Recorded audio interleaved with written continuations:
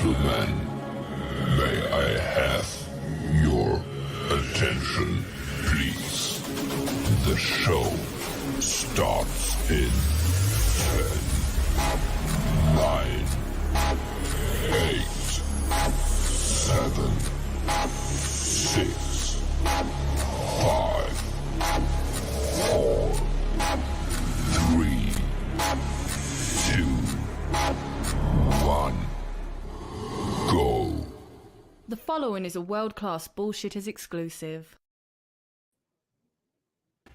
Hail to the High Council here on World Class Bullshitters. I'm your host, Jeff Hicks, and tonight with me, as always, is my co-host, Caffeinated Wolf. Hail to the High Council indeed. Hail to you, Jeff. Hail to you, chat. And folks, let's say hello to our very special guest. We've had him here before, but we're just as excited to have him each and every time. Say hello to the one, the only, Literature Devil. Hello, hello, and thanks for having me back on. Should be pretty fun, I'm pretty sure. Well, tonight's topic definitely lends itself to fun, to a celebratory mood, to joyous, I don't know, parties in the street. Some street somewhere. Witch is dead. Which old witch? Ah, that witch. The Wicked Witch. The most wicked. Honestly, one of the faces that has ruined modern pop culture conversation. Today is a red letter date in history, folks. Anita Sarkeesian has finally shut down Feminist Frequency, the thing that no one likes and even less people cared about. But finally, we get to celebrate. Let's tap dance on its corpse, shall we? So, actually, though, tonight we're Moonwalk gonna, on it. hey, if you can do the moonwalk, I don't have the right shoes for it, bro, but that is all you. I'm okay I with got Michael socks Jackson. and I've got vinyl floors. So Oh, shit. Well, if I tried to do it, I would just give myself an electric shock on this carpet, so I'm not into that. But, folks, we got a lot of you here already, so hit that thumbs up button, and let's start tonight's show the right way. Now, I usually want to give some kind of visual or graphic, guys, for our topic, but Anita Sarkeesian is a face that only a mother could love. So, I'm trying to come up with something that we could actually show. You got any ideas? I mean, the Wicked Witch of the West works for me. That's great. Let me just type that one in. Because, yeah, Margaret Hamilton is the perfect... What a world, what a world. A melting. My brand's melting! According to Wicked, the Wicked Witch of the West was also an activist, but for animals. Oh, really? Indeed. And she was an animals' rights activist Well, in Wicked. Look, sometimes even shit people do decent things, so I'm cool with that. I like animals. I like people that want to, do right by them. But I don't know what to say nicely about it. Okay, I'll take it seriously from now. I'm just having too much fun. But before we start officially, guys, our word of the day comes from Shrebels08. The secret word of the day is witch. Ding dong, the witch is dead. Debbie does witch. Dude, where's my witch? Bit of bitchy and Sisterhood of the Traveling Witch. So, let's see. A fistful of witch. Witch, where's my car? Yeah, I like witch. Where's my car? That's good. I like that. Witch Wars. Witch dynamite. John Witch, the myth, the man. Witch to the future. Great witch, Marty. Indiana Witch. Oh yeah, and the Temple of Witch. Yeah, there you The go. Witch of Doom. That just sounds too cool, but that's what we're going to call Anita Sarkeesian from now on. Yeah, the Witch of Doom. Yeah, No Country for Old Witch says Wasted Anguish in the chat. That's a good one. No witch for old men. I'm going to get you Witcher. That's a good crossover, especially with the new Horton, season. Here's a Witch from Trace XL, my brother. I like that. I like that. Folks, keep sending in your witch titles. We got 007, The Witch Who Loved Me. I'm sure James Bond says that about a lot of his women in the past. We have Witchbusters 2016. Stop or My Witch Will Hex is clever. Not without my witch. Gotta love a good Star Trek or South Park callback. Sorry, I was watching Star Trek before the show. I got Mr. Spock on the mind. A witch story. Is it about how she wants her Red Ryder BB gun? Yes, that's exactly what it is.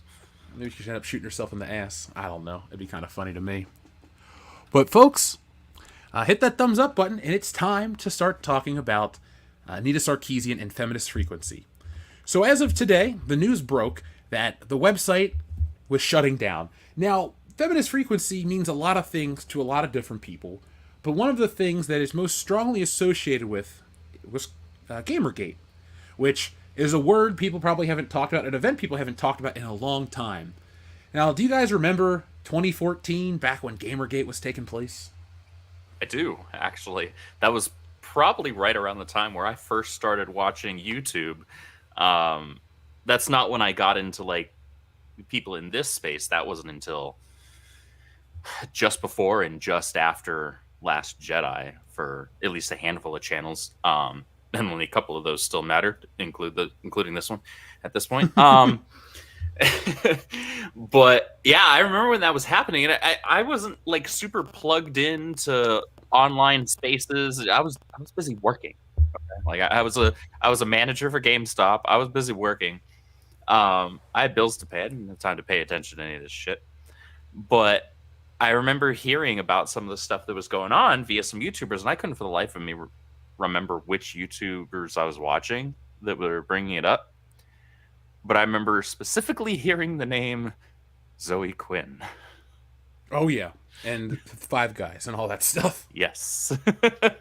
and Anita Sarkeesian. I remember listening to one of her first kind of long form videos, and I remember just like, so I think I was listening to it on my way either to or from work, and I had a 45-minute commute at this time, which was obnoxious, but I was able to listen to the whole thing, unfortunately for me. And I remember finishing the video, and usually when I finish a video or I finish a song, you know, when I'm driving, I got to, you know, change it to the next one because I don't like driving in silence.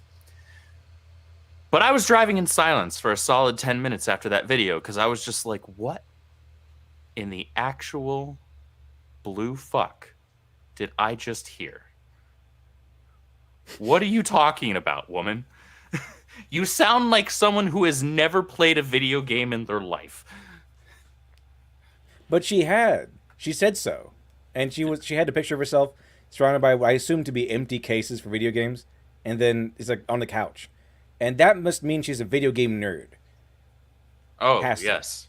Exactly. My favorite one was one thing she did. My favorite one was because I'm a really big Hitman fan. It's my favorite video game franchise, and she had the audacity to go in with Absolution and go, "You get rewarded for killing women." I was like, "You never rewarded played for this killing game. everyone in that."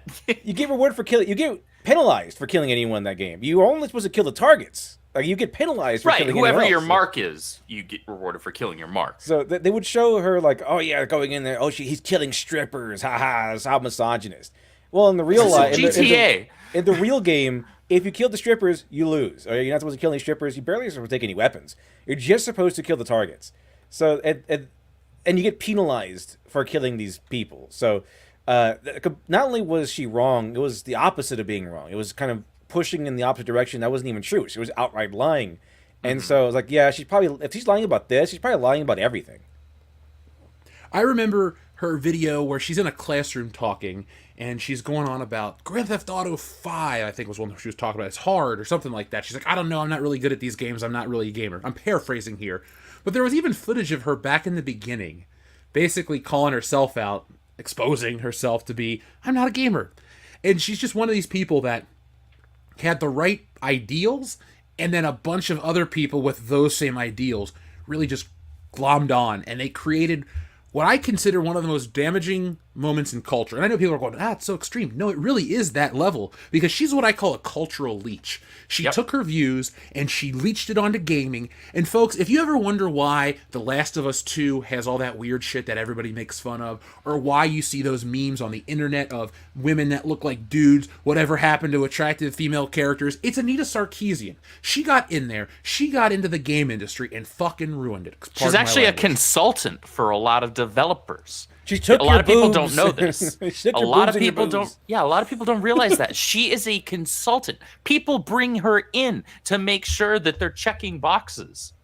This woman is cancer mixed with AIDS, wrapped in a syphilis coating. Why would you bring her into your team? Well, in the end, she helped bring about the rise of the indies because she just ruined everything. The indies are now able to walk in with their boobs and their booze and say, hey, look, here you go. Here's some attractive women, and here's some fun gameplay. Boom, have at it. Give me my millions, please.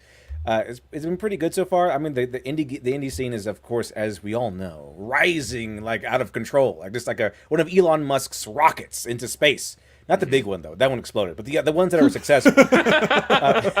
But the thing is, her rhetoric kind of reminds her whole circumstance kind of reminds me of Kevin Smith. We're like, oh yeah, I'm gonna make He-Man. It's gonna be metal, and then we see at the beginning, old video of him going, I hate He-Man. That's sucks. I have no love for He-Man.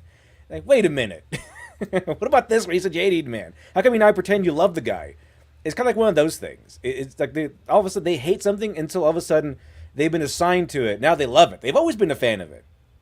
It's like if I got hired to write a Seinfeld reboot, I'm the perfect guy for that show. No. Right, you hate that show. I don't hate it. I've just never laughed at it. And I've tried to watch it about 10 times. So it's like if they hired me for some reason to write Star Wars and they gave me Rey, like they made me write a Rey story, and they gave me a Rey story, and then I said, oh yeah, I've always loved Rey. I've always been a fan of Rey. And then I would tell them that. I would tell them that, and then I would do an about face, and I would write her as an actually likable character with an arc. Yeah, that's what I would do. I would do the impossible. I would make people like Rey Palpatine. I would give her a cyborg eyeball. That would make her look cool. You know how I would revive Rey's character? I'd give her the RoboCop treatment, where she walks into the wrong cantina, and they just blow her apart, and then she has to be rebuilt. So she's part human, part cyborg, and that would be kind of cool to me. I would turn her into Guts.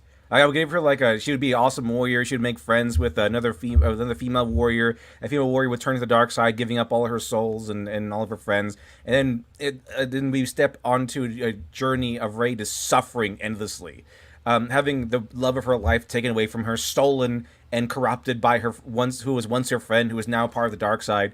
And then it's just savage brutality on Rey's end, this endless suffering until she gets revenge on the friend who betrayed her. Why didn't you write that in the first place, man? So, to the Gamergate stuff, though, you had brought up, Andrew, where you were. I was working my very first convention, Horror Hound. I would actually meet Nick that weekend of the podcast.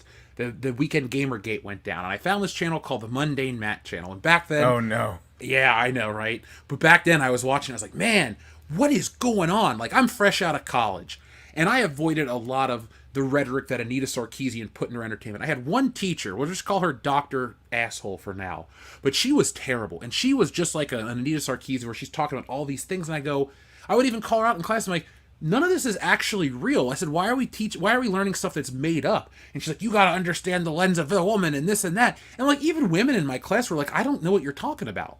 So I was coming out of college thinking to myself, oh shit, what is about to happen, or what is happening, or what did I avoid just narrowly? Mm-hmm. And apparently I missed a lot of crap. If I would have went to school 5 years later, I probably would have been stuck in the middle of this. Oh, dude, you and I dodged a freaking bullet when it comes to college. I don't remember any of this crap being in my high school, and I don't remember any of it sans one social studies teacher in college, and she would be considered like so tame by today's standards that most modern nutcases would probably call her like MAGA and all of this other shit, like that tame comparatively, right?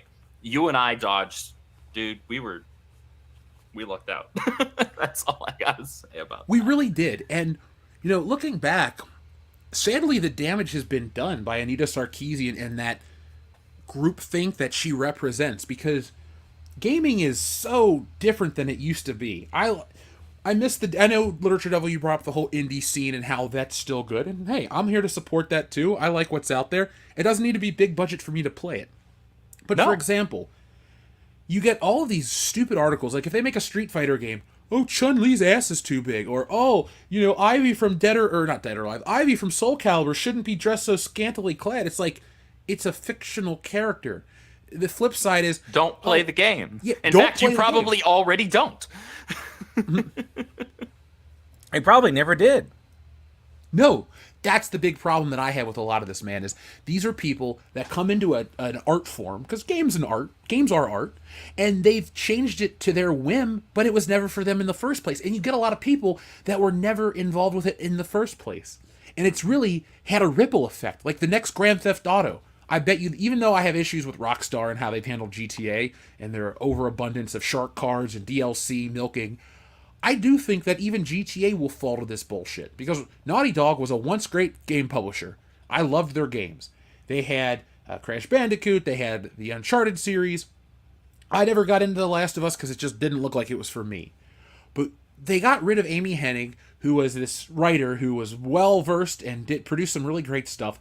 And they got into the Anita Sarkeesian line of business. And the guy, Neil Druckmann, that was the head of that studio, brought her in and worked alongside her. And what he did is create the greatest video game memes of all time. There's not a week that goes by, I don't want to sound overly, hyperbolic here, but there's not a week that goes by that I don't see one of those Abby from The Last of Us 2 memes.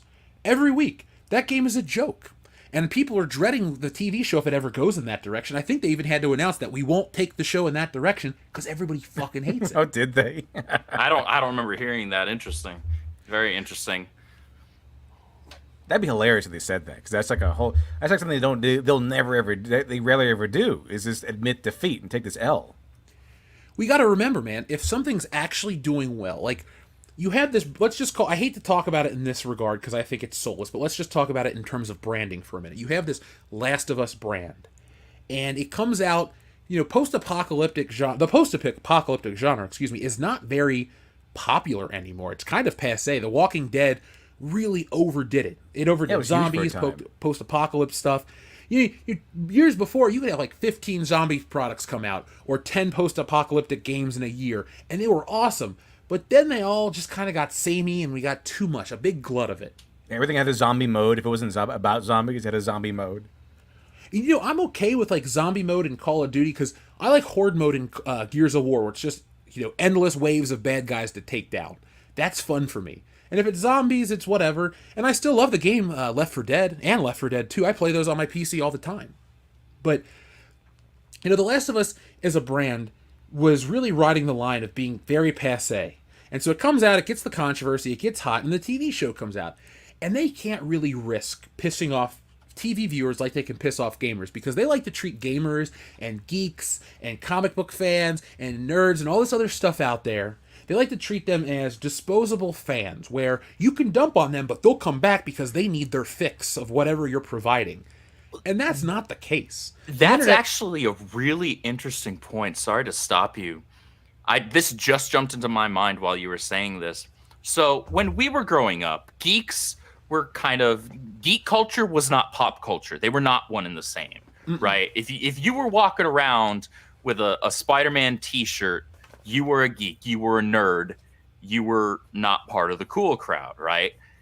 Now what's happened, and in most cases we're vilified, but what's happened now is the quote-unquote cool people, the in crowd, have co-opted and appropriated our shit and said, this is no longer yours, this is ours, and if you don't like it, don't buy it. It's no longer made for you.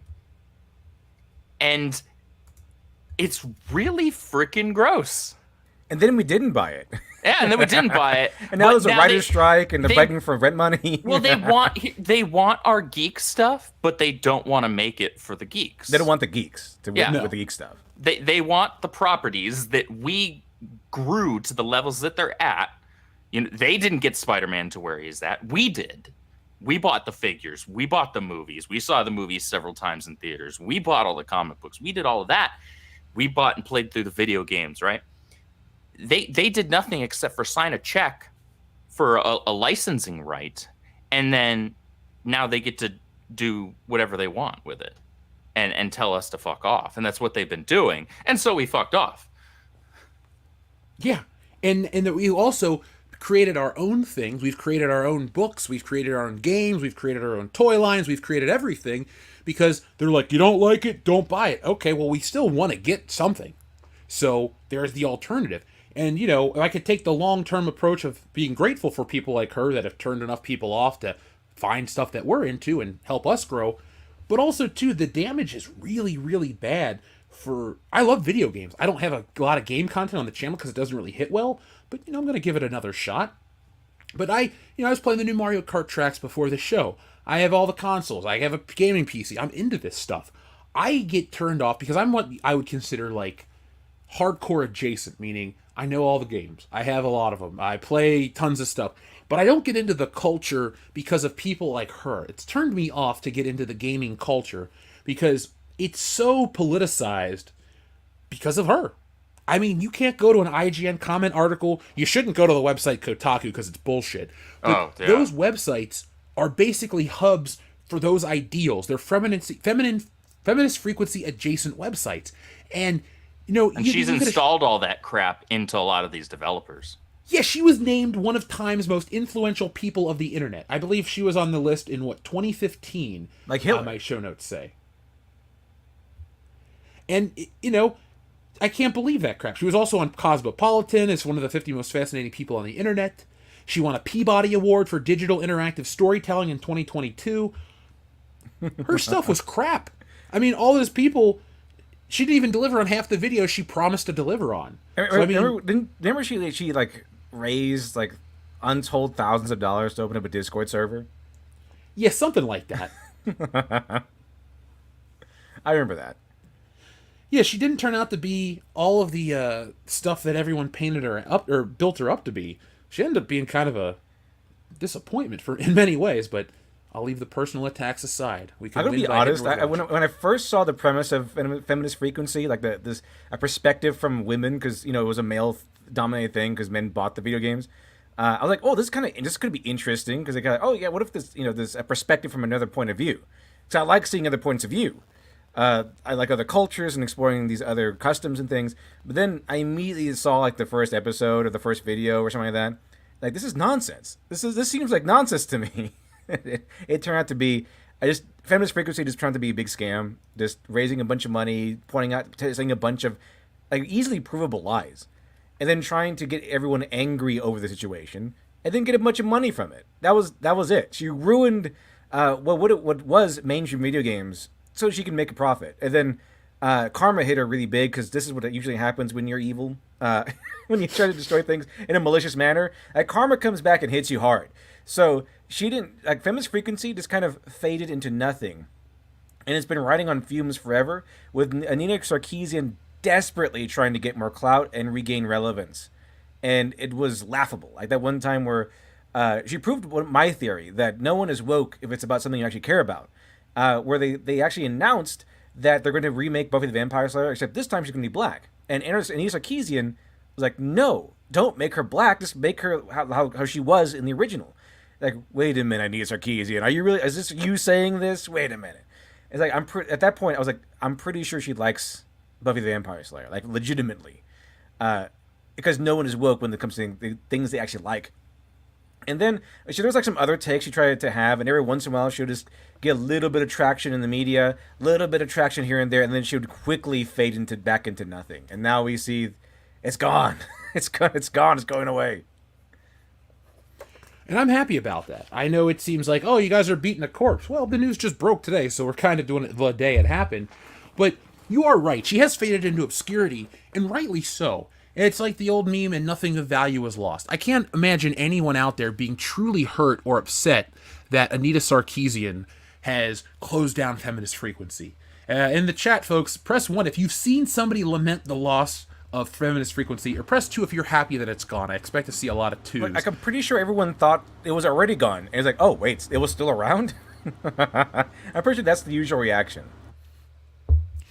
To me, it's kind of like one of those films where it's like the bad guys won and you're just living under the reign of Thanos or whatever forever. And then you're like, oh, wait, Thanos fell. I guess we can celebrate once again. Like, yay!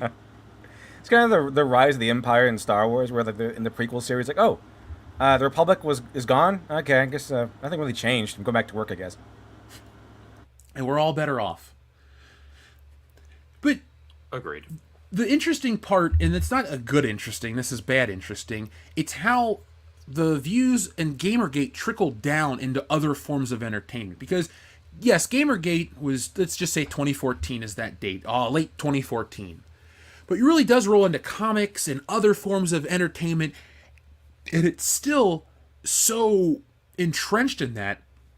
And now, sadly, the people that were there 9-10 years ago are in higher positions where they keep bringing that into the genre or the culture, and we're stuck with it for a while. It's going to take a while to rid this, because I do think it needs to be rid of it, because it doesn't bring anything good. It's not like we're bringing more women into gaming and making it better. No, what you people did is you took an article that had data that took mobile games, equated those female players to console gamers, and then muddied your results to make your outcome what you wanted it to be. You fudged the facts.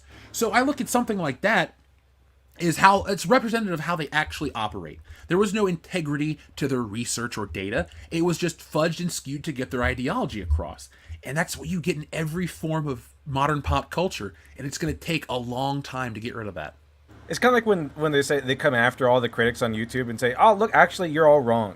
Comics are booming," and like you look at the numbers and like there's half of it's because of manga sales. Those are comics, bro. Like those are still comics. Like this, yeah, but it's not your comics, bro. It's those are Japanese comics. It's kind of like the hamburger salesman celebrating the overwhelmingly crushing defeat of their hamburgers to hot dogs, and then celebrating the hot dogs.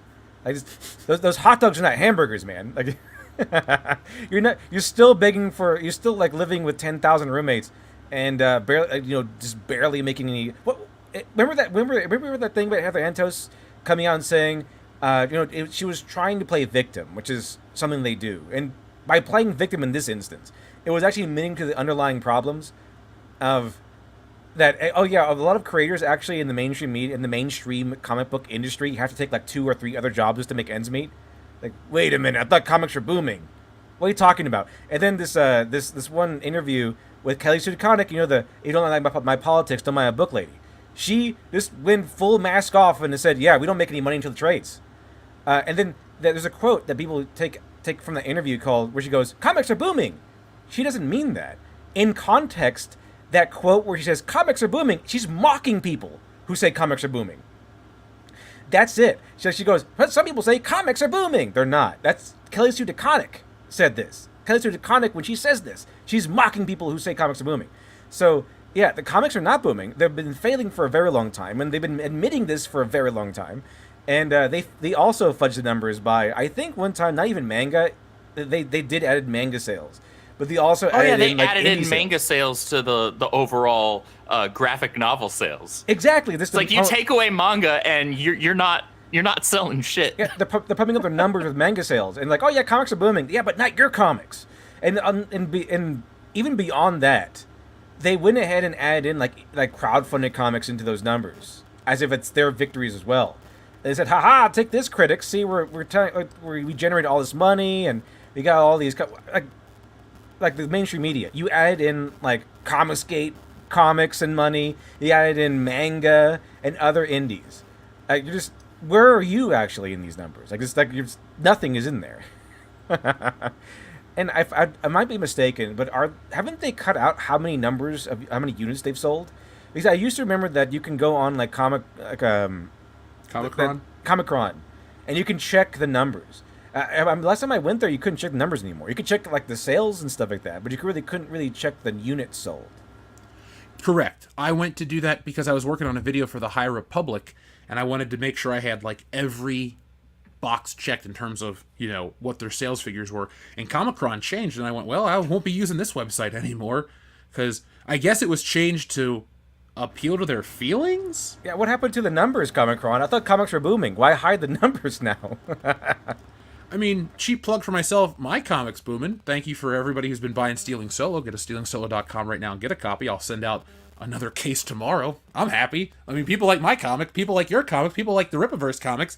They just don't like the mainstream stuff where it's people standing around talking for 57 pages about nothing and watching Batman get, bitched out at the altar.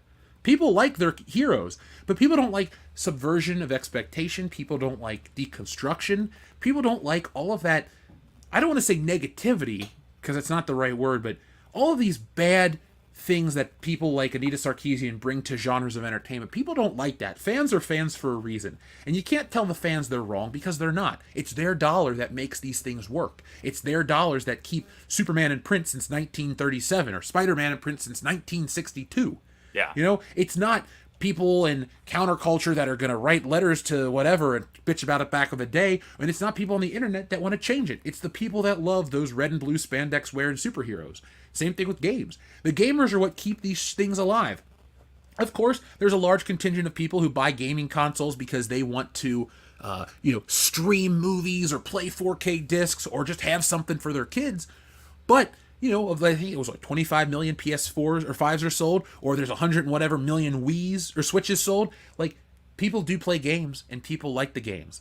Nintendo's smart about some things, really dumb about others, but they at least know what their audience is. I feel like these Western studios, these Western comic book publishers, really just here in America, they follow the dumbest thing, it's like follow the leader, but the leader is like mentally challenged. And that's what you get with a lot of this across the board. And I'm just so surprised that her reach was so deep and negative. It's like a giant tree and the roots are really, really down in there. It's going to take forever to get rid of her impact. And, I for one hope it happens sooner than later, but at least it's kind of in the right direction. Yeah, there was this unfortunate widespread permeation after Sarkeesian did her shit, and you brought it up a few minutes ago, Jeff, that all of a sudden we started seeing it everywhere. It started in Gamergate, and all of a sudden then we see it in Star Wars, then we see it in Ghostbusters. We're seeing it blatantly in comic books. Like, it had been there for like a year or two in comic books, but not like, even though New 52 and DC was like DC's worst era. Well, actually, there's some stuff recently that make me look a little more differently back on that era. I'm not going to get into that, but it's just that's just an addendum on how bad things are now. But it still hadn't quite spread. All of a sudden, there was this massive explosion. That was the bomb that went off. And the problem was people took her seriously. People that were in these companies took her seriously. Those of us that were gamers didn't take her seriously. Those of us that were comic book fans, Star Wars fans, we didn't take that dumb broad seriously because we know better. Female fans of this stuff didn't take her seriously because they knew better. They were just fine with how video games were because they were already here. They already liked them. They were already playing them. They were already buying them. Anita Sarkeesian and her ilk weren't. They came in as fake geek girls, decided, oh, I can use this as an outlet, as a platform, as a podium to just kind of spread the quote-unquote gospel of my stupidity to these companies. And if the companies, this is unfortunately what happens when you have weak-willed people in these companies, they will latch onto that and be like, oh, well, we don't want to be, nobody wants to be called a sexist. I mean, in this space, we don't take it seriously anymore because of how just overused a lot of these words are, Yahtzee, sexist, homophobic, all these. It's a badge of honor at this point. At this point, really, it's like, okay, I pissed you off. I'm probably doing the right thing. At this point, that's where we are. But, 10 years ago or so, nobody wanted to be called those things. But the difference is the people that were in those companies didn't take a pause when those accusations started getting thrown around and just take a quick beat and be like, no, we're not. Whatever, like, go away, right? And then just go back to business, go back to making video games, go back to making comic books, go back to making Star Wars, and continue to make a profit, and probably an increasing profit. Instead, they decided to take her seriously, which resulted in bad information trickling through those companies. And then that's how we end up with the crap that we have now. Those of us that are actually fans of this stuff, again, we knew better. We knew not to take this broad seriously because we're like, what are you talking about? Men don't like female characters in games. I've been playing Tomb Raider since I was 12 years old. What are you talking I bought that about? shit when it first came out. Oh, but then came the goalpost move, right? Oh, well, she's just a sex object. What are you talking? She's an attractive female character, but she's not banging anybody in these games. She's literally just stealing treasure and shooting other dudes with guns and dinosaurs. I mean, she's also literally an object. I mean, she's a video game character. She's not real. Right. We knew better. I knew better. I do too, and it always blew me away because it came out of nowhere. It's like we have 1,000,001 arguments against this stuff, but they just shut down, cover their ears, and they don't want to listen. They just want to go, oh, it doesn't, well, you don't like female characters. Well, if you name a couple, well, Sarah Connor and Ripley and Princess Leia don't matter. Why? Well, because I said so. All right. Well, women in gaming. Well, I like, Sonya from Mortal Kombat, or Taki from Soul Calibur, or Lara Croft, or any of those ones. Oh, those don't count. Those are whatever. Oh, what women in video game, or women in comic books, you don't like them. I like Storm, Rogue, and Jubilee. And Jean Grey, but those don't count. They're the ex. It's like, what you talk about goalposts being moved? It's so maddening because we've had a history of rich characters and we've replaced them with a history of shallow characters. Just to go jump off Rogue for a second, the character is interesting because the thing she craves the most is a human touch. She can't have it. She's been manipulated by Mystique. She has all of this back history with Carol Danvers, the guilt she feels as a villain. She wants to become a hero. She's interesting and complex. You put those same traits on a dude, the character's interesting and complex. But today we take away any of the interesting nature, and it's just because they're a woman we're supposed to blindly buy in. I know people are tired of hearing this example, but Captain Marvel is the most milquetoast generic white bread character that's ever existed. She's not very interesting. Or Miss Marvel, whatever. It's just, she's supposed to be great because she comes from this background and represents this, that, and the other. Characters, heroes, everyone that is in fiction is judged by their actions. Mm-hmm. It's not by what they could represent in an abstract. It's what they actually do. These people that wanted to shit on Luke Skywalker all those years ago, he's just a generic white boy. No, he represents the greater desire in all of us to go and achieve our journeys or be a hero. It doesn't matter what you look like. You can relate to Luke Skywalker. You can relate to any of these characters if they're well written. You don't look at them and go, that's a woman, I don't believe it, or I don't buy into it. No, you go, that's a great character, and I'm on board.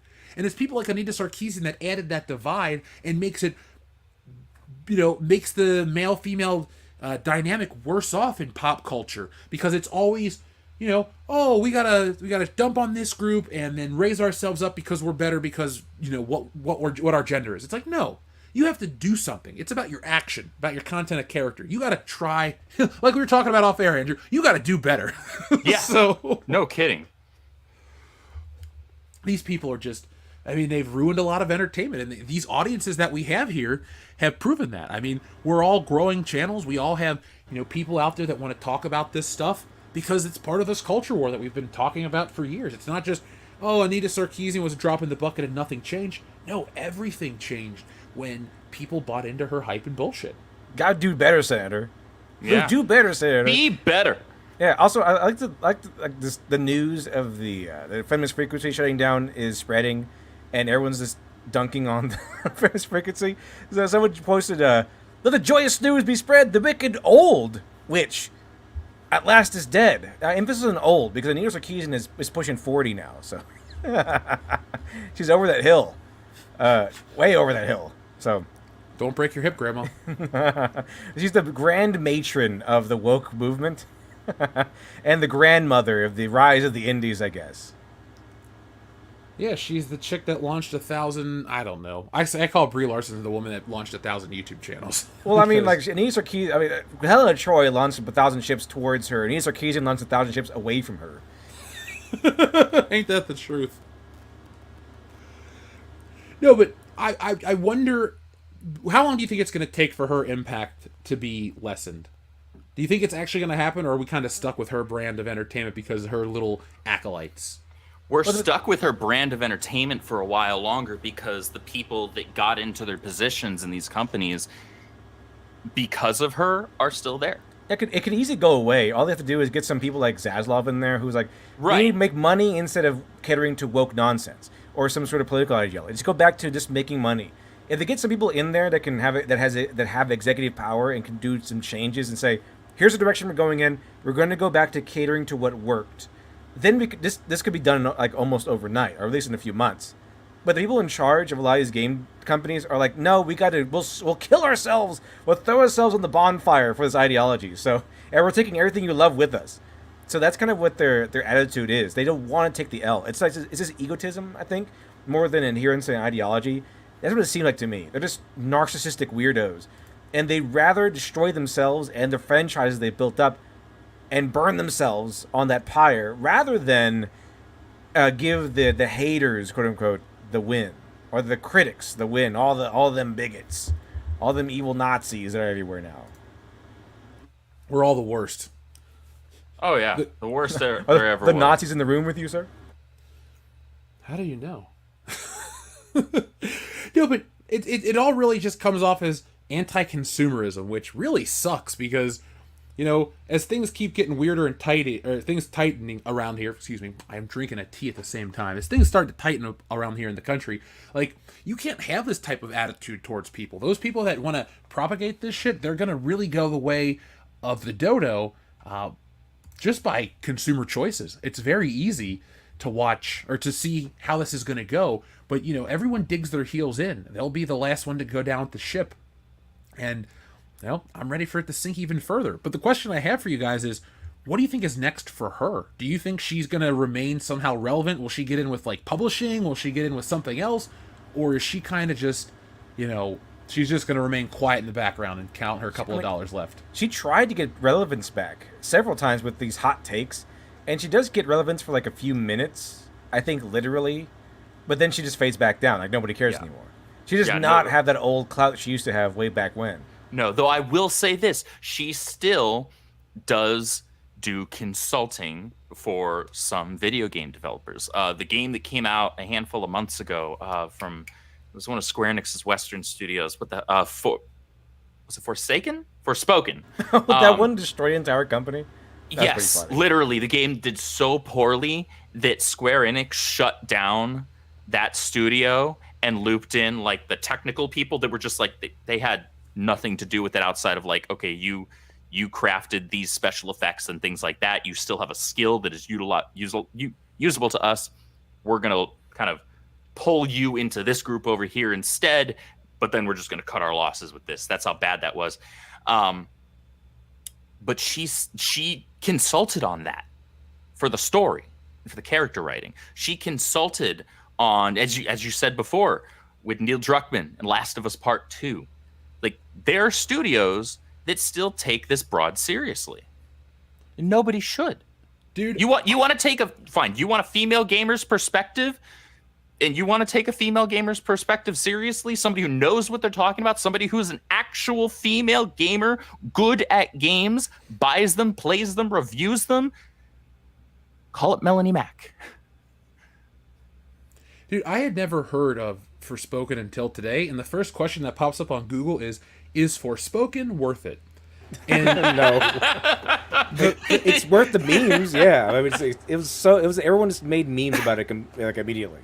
It had really cool combat, super cool traversal, and some pretty interesting designs. Like, apparently it wasn't even that bad of a game. No, like on a technical level, the game was actually just fine, or in some cases even good. Like the combat was good, and like I said, the traversal was really cool. A lot of people that played it was like, wow, this story is like dog shit. It died purely on dialogue and story.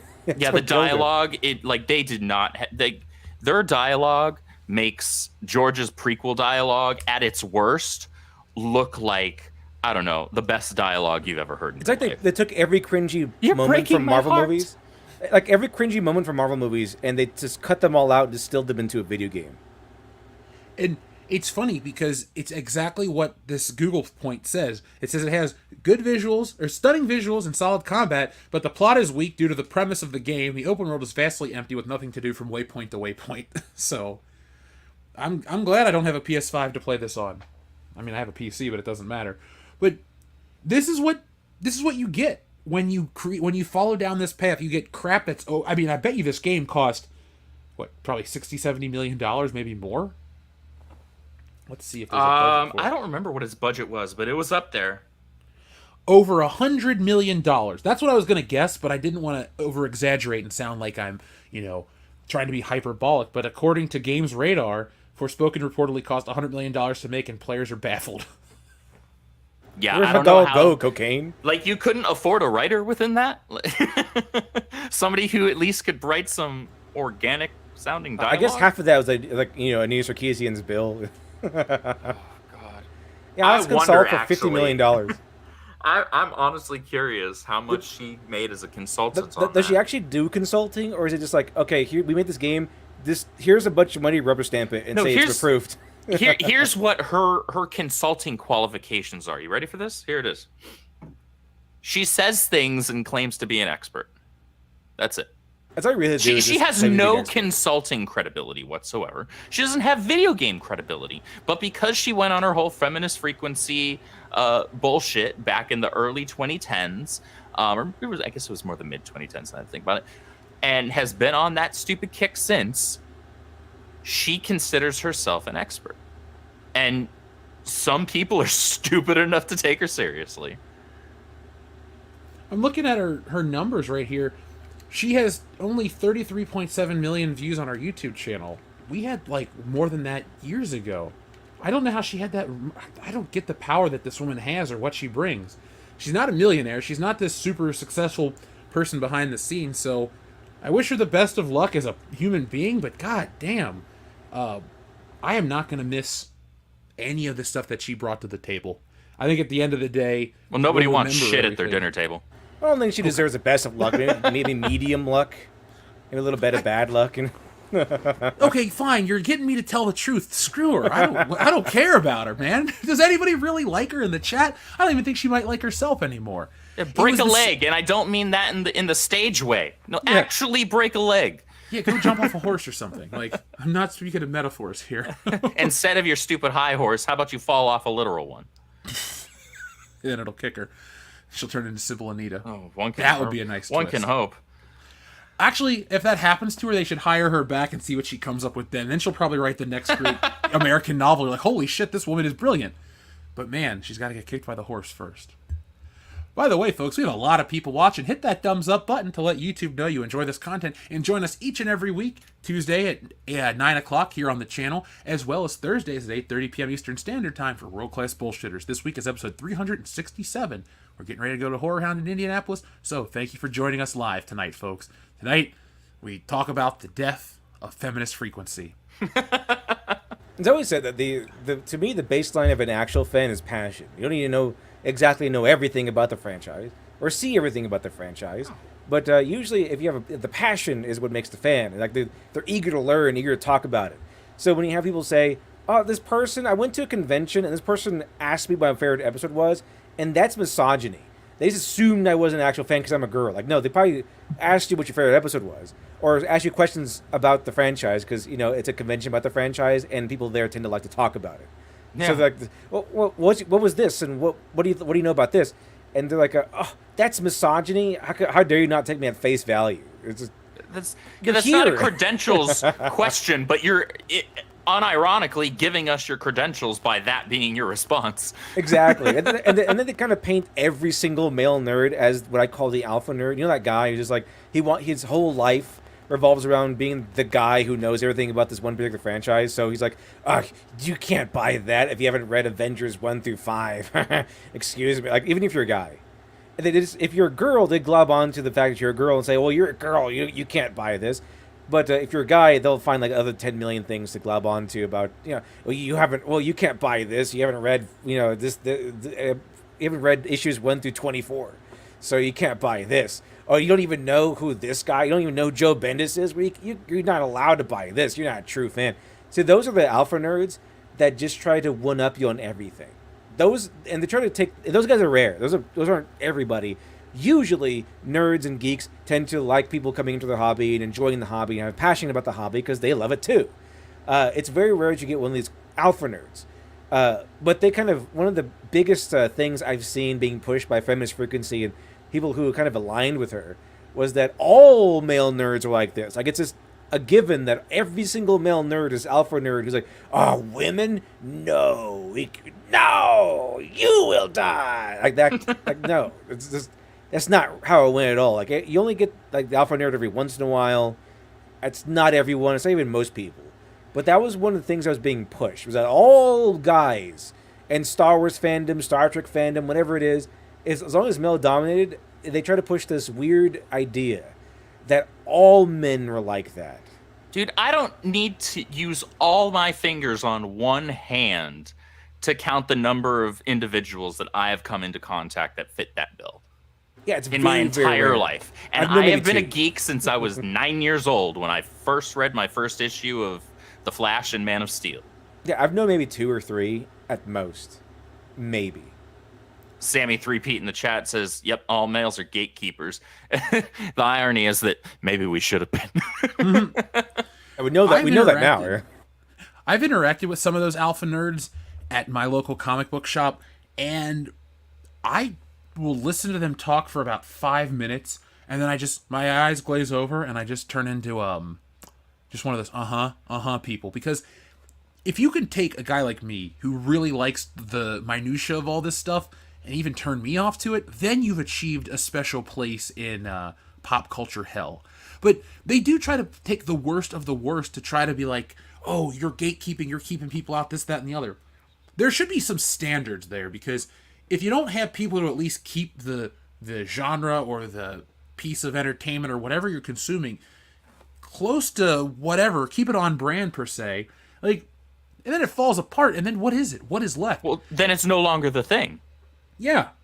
It's like, if I buy a Mario game and all of a sudden, instead of Mario, Luigi, and some other characters doing platforming, it's like Mario having moral quandaries about saving the princess and the ethical dilemma of, well, she's a woman, should I say? Like, what the hell? I want a simple story of Mario going to save the princess every time. I don't care. You put more thought into that right there than I think any story has been done for any Mario game. I would actually want to see a Mario game where the Mario's like, well, if she's been captured, if I assume that she wants rescue, is that misogynist? Maybe I should just let her rescue herself when he goes on vacation or something. And Peach's like, where's Mario?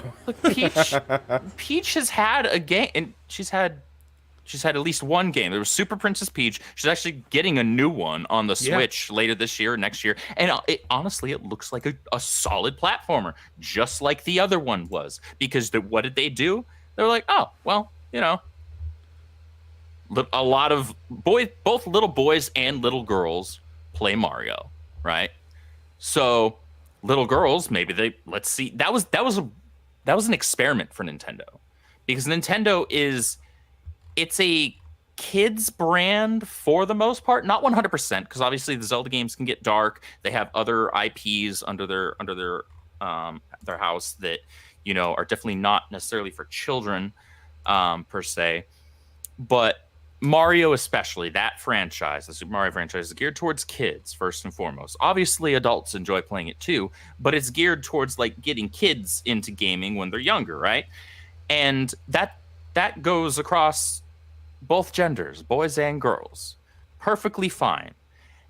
That was an experiment, however, for them doing the Super Princess Peach game on the Nintendo DS, because up to that point, Peach hadn't had her own solo outing. She had had instances in games where she was either playable, like in Super Mario Brothers 2, or there were other instances that obviously she can stand on her own just fine, but having her own entire game was a risk. And they're like, all right, well, let's see how this pays off. And it sold very well. It wasn't like a gangbusters seller, but it sold well enough for them to justify doing it and to consider doing it again sometime down the road. Because they're like, okay, so now we have something else that, maybe little Susie enjoys playing New Super Mario Brothers with her brother just fine, but maybe she also wants to kick butt as Peach too. Cool. Nothing wrong with that. Totally Dude, fine. I loved playing as Princess Peach, or she was Toadstool back in the day, in Super Mario Brothers 2, because she could float. Yep. She could float. Exactly. Yeah, I find it interesting how they always want to cater their narrative to try to paint people as the bad guys, when gamers and comic book fans and geek culture inhabitants in general are some of the most open-minded, welcoming groups, because it doesn't matter, because they were always a group of outcast people that liked something weird by society standards, so they're used to getting bullied. Oh, comics are lame, this is terrible, gaming's for losers. It's like, okay, so then when new people would come in, it was, let me show you my hobby. Hey, you're interested in this? Let's talk about it. It's because of the ideals that Anita Sarkeesian and her group of people brought in to this conversation that really ruined the welcoming nature of all of it. It basically turned gaming culture or comic culture, whatever was impacted by it, it turned it into what they thought it was, because it was not like that. It wasn't this mecca, this safe haven of whatever, but it wasn't perfect, put it like that, but it was really good. You could go into a GameStop, no matter what you looked like, have a conversation about games. Now it got political, now it got stupid, now it's just not even worth it anymore. Yeah, and that's I've heard so many stories from not even from just the women that are in this space, because obviously there are a ton of them that are fans, whether it's of Star Wars, whether it's comic books, video games, whatever, that have had those stories. But I've known friends all my life that they didn't have that experience of, oh, I was geek kept out of video games or out of comic books or out of Star Wars because I'm a woman. No, they liked the shit, and they were like, oh, cool, you like this shit too? Awesome. Let's talk about it. And that was that, guys. That was it. that's my, like the furthest you go after that is, oh, you might have the guys like, oh shoot, like this cute girl really likes Star Wars or really likes comic books or whatever. Okay, and then there it is. Like Thanks, Anita. You ruined something good. Yeah, she actually made things worse for female geeks, because now we're all on edge, right? Because we're like, shit, we don't want any moles in our, and I'm not talking about the one on her face. We don't want any more moles in our geek spaces, because it's been degraded enough as is, that we don't want any more bad actors getting into our geek space. We don't need them. It's been ruined enough as is. And so now we're on edge. Now we're on guard. Now we're like, okay, is this person an actual geek who happens to be a female? Or is she like trying to sneak in here and then is going to like accuse everybody of, I don't know, graping her or something after being invited to a single D&D session? Like those are honestly thoughts that go into geeks' heads now, because we don't, what the hell? Like Zoe Quinn freaking accused her boyfriend of sexual assault, and 4 days afterwards, the guy committed suicide. Oh, is that what happened? Yeah. Ooh. Then she did a DC book or something. Yeah. Wasn't it like a really bad comic book too? Yes. I It was have as no bad doubt. as her video games that she was working on, that she blew Five Guys to get good reviews written for. It's supposed to eat at Five Guys, not blow Five Guys. Was it called Wasn't it Depression called Quest? Like it was Yeah, I was supposed gonna to say be cringy Depression Quest nonsense. was the Like name of it. Depression Quest. Oh, woe is me. Woe is me. No wonder no one want to buy your game. And look, everyone has their own problems. They don't need to buy yours. All right. So Well no wonder said. everyone sucked. Yeah, a lot of these people take the fun out of it. You used to have it where, like, let's say the old Nintendo mentality was, let's create great gameplay experiences for people to get together and play games. Or, you know, oh, Stan Lee wants to tell a story that's bigger than any one person and really inspire people. Now it's just so it's like mundane stuff that they talk about or cover. And it's like, oh, you don't like my game about my negative thoughts? Then you're a bad misogynist. No, I buy games to No, escape. I'm a good misogynist. I've been told. Yeah, the best. I'm a very good one. The best really there good ever at was. Don't take No that from one me. ever was. God, Pokemon. I'm not going to go on a Pokemon tangent. It's been many years. But is there anything else you guys want to say about the Anita Sarkeesian stuff? Do you think there's anything else to cover? I mean, we've talked about the negative impact she's had on gaming. We've talked about the negative impact she's had across the board with her ideals seeping into other forms of pop culture and geek culture and kind of rendering a lot of its growth inert. If it wasn't for something like the MCU or these bigger films, a lot of comic book culture would just be dead, because these books don't move. People don't want to read these crappy versions. You have people on the internet that tie their identities to these types of games, these types of books, and they really want to start these wars over something that doesn't even reflect 90% of the gaming or comic reading population. And so it's just they're making their stuff for an audience that doesn't exist, or not even audience that's so infinitesimal that it is it is absolutely to their own demise, self-imposed demise, that they decide to shun a large demographic of their actual guaranteed money and trade that for a group that makes up, we'll say, to be generous, 1% of the population, and cater to that instead. And most of them, when that's already a very small percentage of people, most of them also don't buy these books, buy these toys, go see these movies. That is guaranteed failure. Throw out your majority audience and trade it for a smaller one. And Jeff, I will trade you this penny for your silver dollar. Seems like a good deal, right? You want this penny. It's a different shade than that silver dollar. You don't have enough of this penny's representation, enough of this color.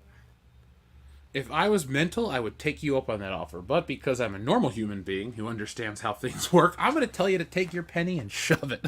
Okay, that is exactly what these companies should have said. Heads you win, tails you... Heads I win, tails you lose. It's like, how does that work again? No, But that's exactly what they did. They traded the silver dollar for a penny.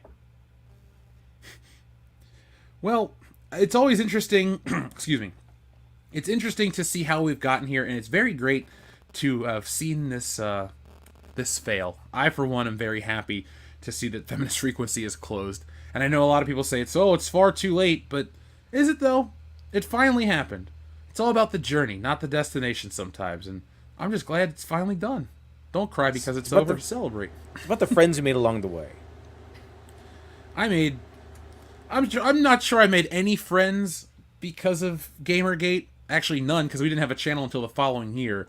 But I gotta say, it was very entertaining, and it was some of the most, like, gripping YouTube entertainment I ever consumed as just a consumer and not a content producer, because, man, I couldn't stop watching the Mr. Medicare videos, the Mundane Matt stuff, names people don't talk about much anymore.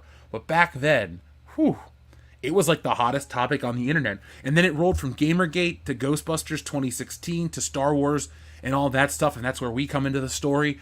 But it was all the beginning of what we call the culture war, and it was all the beginning of this change in entertainment that really turned off fans. The internet has given everyone a voice. Some people have chosen to use it poorly, but thankfully there's a contingent of fans out there, consumers if you want to call them something as basic as that, but people that actually speak with their wallet and speak up against this crap. And I'm lucky that we have a lot of them here, because we all tend to look for the best stuff. We don't just let something pass because of what it represents or, ideology. I hate that, you have to have more representation. If you're going to have more representation, can it at least be good? Like, you need more black characters. Well, can they be kick-ass black characters, like a vampire hunter who's half vampire himself, or a man who's has bulletproof skin? No, they just got to be representative of whatever. They got to be what was that America Chavez sidekick, the Lilu Multipass 5 Dance Squad or some dumb shit like that? Oh, Jesus. I don't know. Don't even look it up. It's not worth your time, gonna, folks. I don't want eye cancer. I don't need retinoblastoma right now. Okay. One day in the future. Wait, I got an idea for a skit. Let me write that down instead. Oh no. There's the laugh too. Now I'm concerned. Oh no, you'll want to be a part of this. I don't want to give the idea away. All right. All right. I can hear the pencil. Yeah, I got my trusty Legend of Zelda notebook. It's nice. It's green. It's got the Triforce and I think some sages on the front. I'm a Zelda fan. Luckily, it's like, last thing I'll say, without going on too much of a crazy tangent, it's like if people at Nintendo listen to Anita Sarkeesian, The Legend of Zelda would actually be about Zelda instead of Link. Like, you would play as Zelda. In terms of the playable character, yeah. To me, Zelda's, the way the balance is, it's great. It's like, Zelda has she talks, Link doesn't. She has her story, she has this, she has that, but Link should always be the avatar for the player. He should be the character that's always at the forefront of this franchise. Because you don't need to change him up. All you got to do is give him a million different costumes for people to dress him up in, and your Zelda game will sell 10 million copies in a couple days. So just always follow what sells. The numbers don't lie, and they spell disaster for you at sacrifice, Anita Sarkeesian. But that's the topic for another day. The numbers don't lie. Link's chance of winning is 5, 6, and 3/8. So, folks, let's get some more likes. We don't even have everyone watching here has given this a thumbs up. We've had a lot of people watching tonight. It's part of our channel growth. I'd like to thank all of our new subscribers. We're past 192K, on our way to 193K, and then 200K. We'll have a celebration that you can't possibly imagine. I might not even come back from it. I might party so hard that we're not going to survive. Okay, I'm going to survive. Don't worry, it's not going to be that kind of crazy.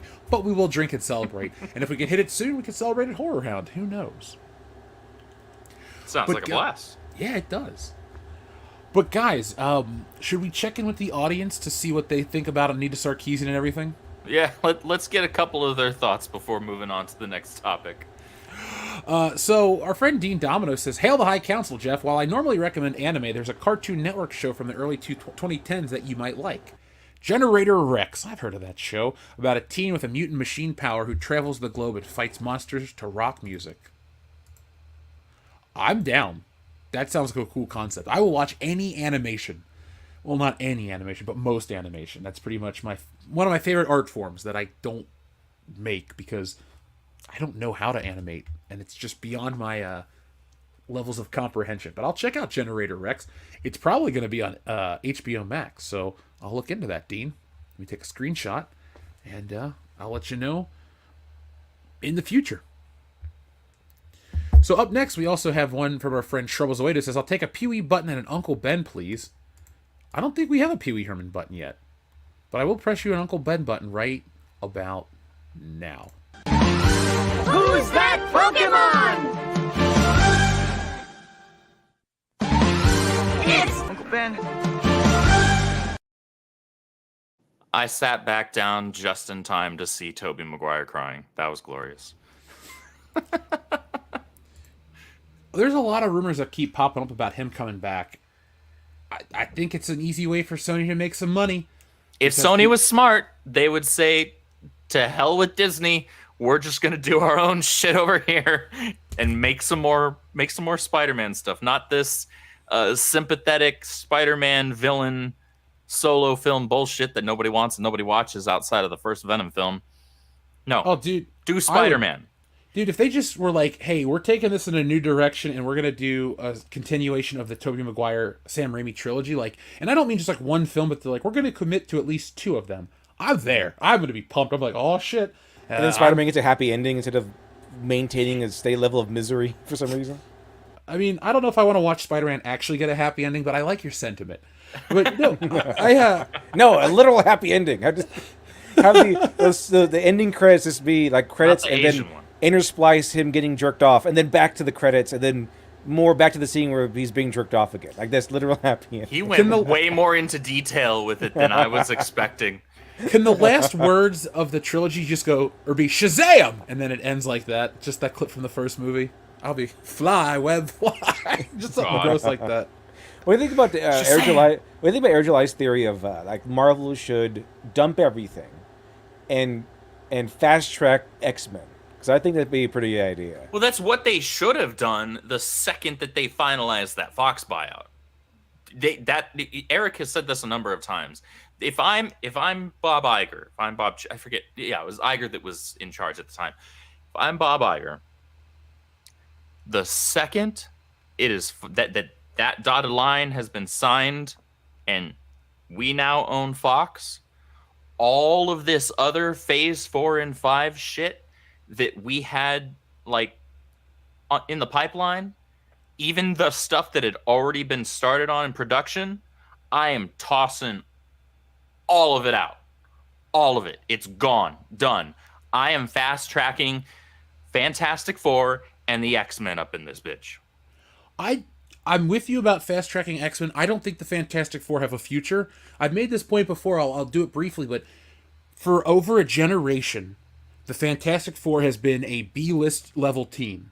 They have had B-list level films, B-list level cartoons, forgettable video games, and pretty bad comic books. I know there's a Jonathan Hickman run that people like. I know there's that Alex Ross run that's fairly recent that people like. But for an entire generation of people that are roughly in their mid-30s, the Fantastic Four has not been very relevant. And they have done the hype machine 3 times for those movies. The Tim Story ones are fine. I don't dislike those movies at all. I can sit through the first one, and the Silver Surfer film is, I guess, as good as Spider-Man 3. Is that a compliment? You decide. But I don't think there's much in the way of, like, the Fantastic Four is not a billion-dollar property. You look at something like The Incredibles, which, to a generation of kids, that's essentially the Fantastic Four, and that's a great movie. I haven't seen the second one still. I know somebody sent me a copy years ago. I'm a bad YouTuber, but I just don't think Fantastic Four has a life, because I don't think 35 years of fandom have a connection to the Thing, Mr. Fantastic, the Invisible Girl, or Human Torch. That being said, though, I look at the X-Men as something that could be as big as the MCU if they do it right. Don't pull any of this recasting or gender swapping or changing the characters, because the X-Men's got all that shit diversity that they want anyway. Just organically. And it's good enough the way it is. You got gay characters. You got allegories for age. You got allegories for homophobia and bigotry and racism all built into X-Men. If you just represent the X-Men... Because, look, little kids of every color grew up watching that cartoon back in the 90s. I don't look like Storm was one of my favorite characters. Who is? Storm. She was one of my favorite. I liked Storm more than I liked Wolverine. Like, I liked Wolverine just fine, but I was all Rogue and Gambit and Storm in that cartoon as a little kid. I was a Cyclops fan. I loved that uniform. I thought he looked so cool. He did have a dope uniform. That's his best outfit right there. You know they brought it back in the comics, right? I heard that they did. It's been around for a while too, because I was at my comic book store picking up some boards and bags to ship out the books, and I decided I'm going to buy some new comic books. I'm going to support comic books because I do that myself. I write them, I draw them. I want people to go out and buy my stuff, so I want to go out and support these other people. I bought a lot of indie books or smaller label books. Sure. But I did flip through the X-Men because I was curious to see what they were up to, because I've been reading a lot of X-Men content from the past. And I didn't recognize hardly anyone, but I looked through it and I'm like, holy shit, Cyclops has got his Jim Lee uniform on. And I went back and did a little research, and I guess it came back a couple years ago, maybe at least a year ago, and I'm like, if they could just give me the rest of the team in that costume, in their Jim Lee costumes, I'm shallow enough to buy every X-Men book that features the Jim Lee team. It's like visual crack to me. If I see them in their blue and yellow, and Gambit's got his purple and gold, or not gold, but purple and whatever color uniform he's got on, I'm there. I fucking love it. But if you think about it like this, X-Men, you can start it out with, you don't have to start out with the first class team. I'd argue you start out with that cartoon team. You make them in their 30s, because little kids can like adult superheroes, and adults can identify better with older characters. Because I don't want to hear about teenage drama and he said, she said. That's my biggest complaint. No, I don't need X-Men Evolution up in this. Nobody. I don't even want to talk about school and stuff like that. I don't need them going home for homework after fighting some bad guys. Just have them go out and fight bad guys. That's fine. Yeah, have them fight the government. Have them fight in other countries. Have them be bad like guys. Yeah. Imagine. Senator Kelly. They should have let him die. No, all joking aside, though, X-Men, you can do everything. If you get the right team, you can go to outer space. You can go to multiple dimensions. You can time travel. You can do everything that the MCU does in the X-Men. And all you got to do is find the right cast. And I'd argue, here's the thing. You'll have 3 or 4 women on the team as is. And if you need more black characters, throw on Bishop. Storm and Bishop's cool. I like Bishop. Yeah, Bishop's great. Bishop is... I know this is a weird parallel to make, but if I buy a character's action figure, it means I like the character enough that I think they should be around in all the iterations. So, I have way more Wolverine figures than anyone should have. So I think Wolverine's got to be one of the hallmarks on the team. Don't wait to introduce him into his own franchise and all that bullshit. Put him on the damn team. Give me Cyclops, give me Gambit, give me Rogue, give me Storm, give me Jean Grey, and who else am I forgetting? Whoever else was on that cartoon team, give me Beast. And then if you need to throw in a couple more characters, throw in Psylocke. You know what you do? You can do like in the comic book where you have the gold and the blue team. and you can break them up. You can have them do different things, and then they come together to fight a bigger problem. But you can do so much with the X-Men. But if you don't do it right from the launch, you're dead, and you'll never be able to touch them again. Because we sat through X-Men shit for about a decade. I like Days of Future Past. That might be my favorite X-Men film. But after that, we sat through Apocalypse. We sat through New Mutants. We sat through Dark Phoenix. And now we're in this weird limbo area where the Deadpool film is going to be a crossover of all of these different things. And while I'm on board with that, I'm not on board with, trying to have a fresh start and then having a failure to launch. You got to have the money behind the X-Men, you got to have the talent behind the X-Men, and you got to have the right crew of X-Men. Don't go giving me Beast if he's not a furry blue character. Don't go giving me Forge instead of some of the other team members. Like, don't let people that are acolytes of Anita Sarkeesian influence what the X-Men is. Look at the numbers. Sometimes this shit that's popular is actually good. In terms of X-Men, that's what it is. And hell, last thing I'll say about it, give me the John Byrne, Chris Claremont era in film. Have the emotional connections, have the romance, have the drama, have the relationships, but have the action, have the over-the-top crazy elements, have the X-Men fight, have the nerve to have the X-Men fight a crazy preacher from the South. Do God Loves, Man Kills. You already did it once before with X2, but do it the real way. Like, make the X-Men, make people talk about them in a culturally relevant way in the guise of a superhero film, because that's what the X-Men is. That's what they are. And I think you'll have multiple billion-dollar films that people will line up to see for a long time. That's the only thing I think you can do with the MCU to make it valuable moving forward. Because the whole plan is we're going to do Kang and multiple timelines and dimensions, and then they're going to have Robert Downey Jr. and all these actors come back. They're going to throw $1 billion at the cast to get every version of your favorite hero to fight in one film. And then what? Oh, we're going to start back over and we're going to reboot everything 20 years later? That's not going to work for people, because Marvel keeps milking the old MCU like it's brand new. Like today, they just announced a whole new wave of figures. I can't believe they're still making shit from the MCU, the Infinity Saga. But they are, and I guess it sells. And so you got to move on from that, and this is your last hurrah. But for all the money you pay for these things, you got to have them continue. Do you guys think there's value in them just kind of stopping after they have one more big blow-off? I don't know. It's so hard right now, considering the state that the MCU's in. I don't even know if they bring in the X-Men right now, it even honestly pops off. Like, you're going to have your nostalgia people jump in for Deadpool 3 whenever that releases, because it's got Hugh Jackman coming back. But the brand is so damaged now. They need a break. Like, a long break. People need to forget how bad these last two phases were. Yeah, dude. Like, Loki, I have a video on that tomorrow, folks, so check that out. You'll want to be here for that one. It's not like, oh, I reviewed the trailer and give you opinions on shit. It's like, no, it's like nothing we've ever covered before on the channel, so that's the only thing I'll say about it. But yeah, people don't show up. I mean, the budgets haven't dropped yet. Bob Iger, 3 weeks ago said, hey, we need to cut down the numbers and these things need to be profitable. But the expensive shit's still in production. Loki looks expensive. All these things look expensive. It would suck if by the time we get to the X-Men, they don't have the money to do the X-Men. So they all have to look really cheap and shitty. I would be so upset. But, it could be what it is. Our friend Jack White says, Jeff, I was looking on Best Buy earlier and found that they have a 98-inch TV for sale. Good Lord. Well, folks, we'll have a P.O. box at the end of the month. If anyone would like to send us that 98-inch television, send it to WCBS Show.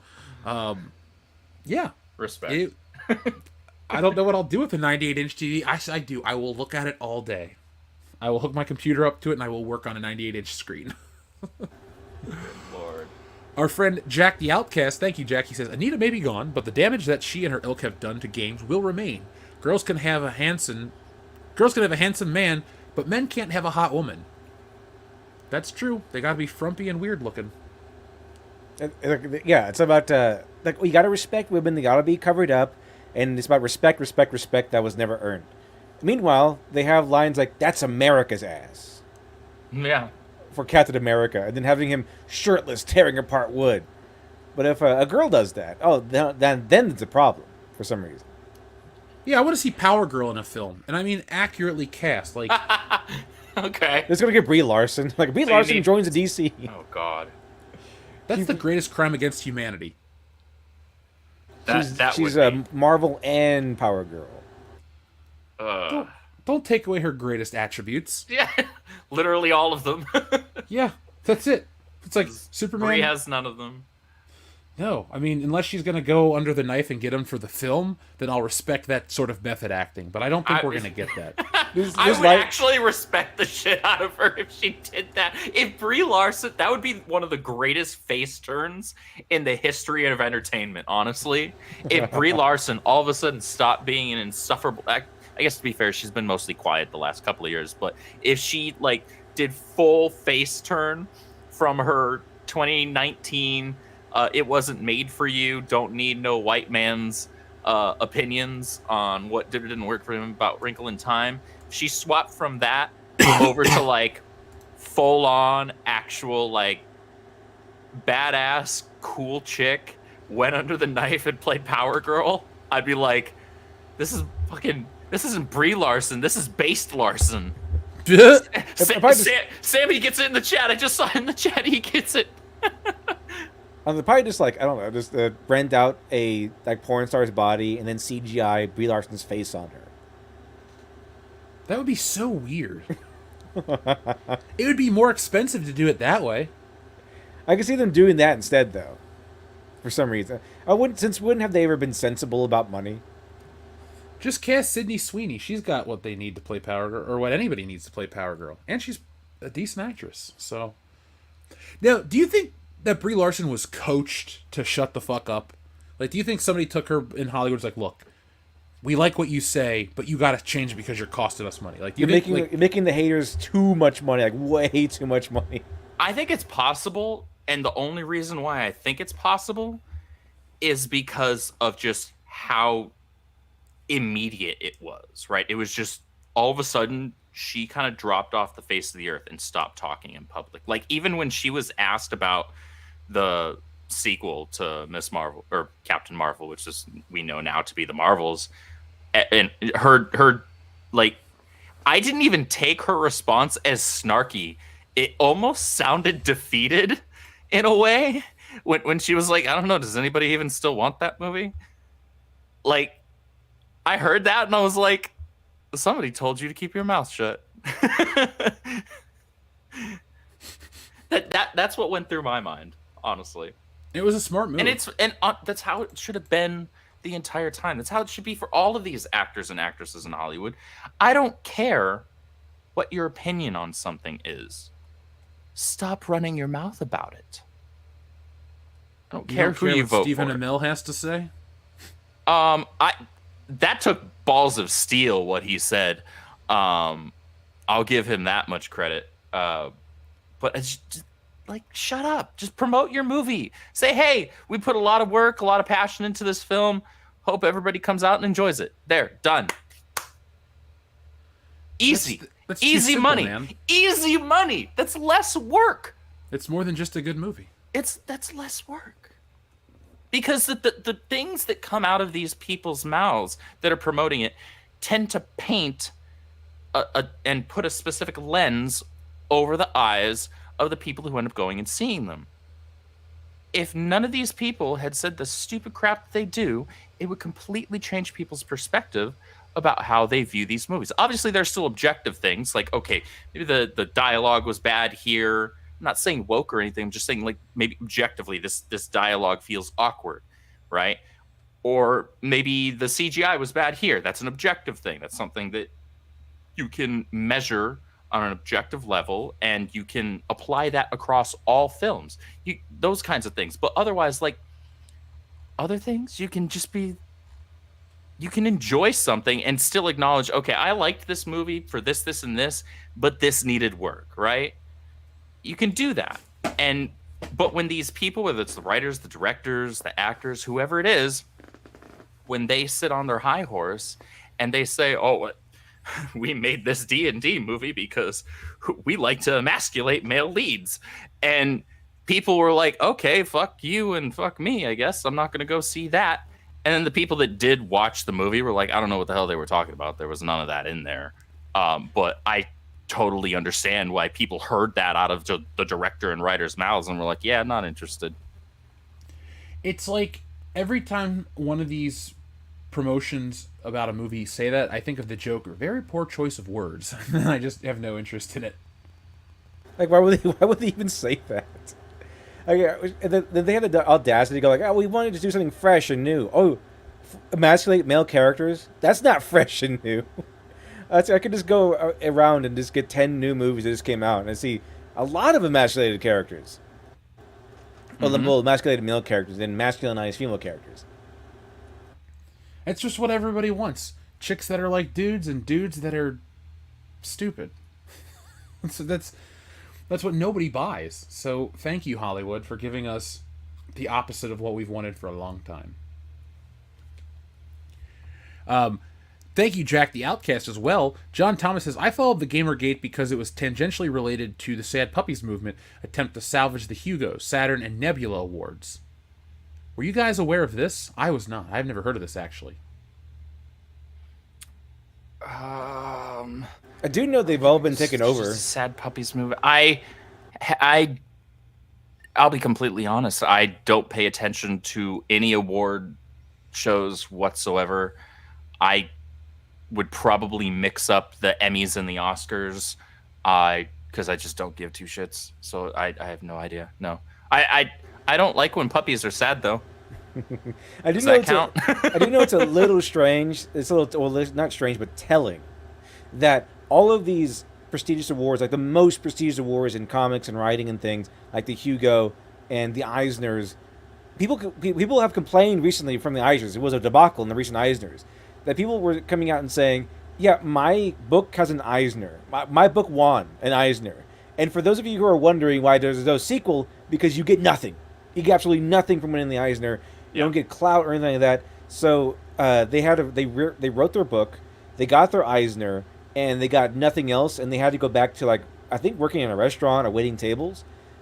So all their money goes to bills, and they can't really do the sequel.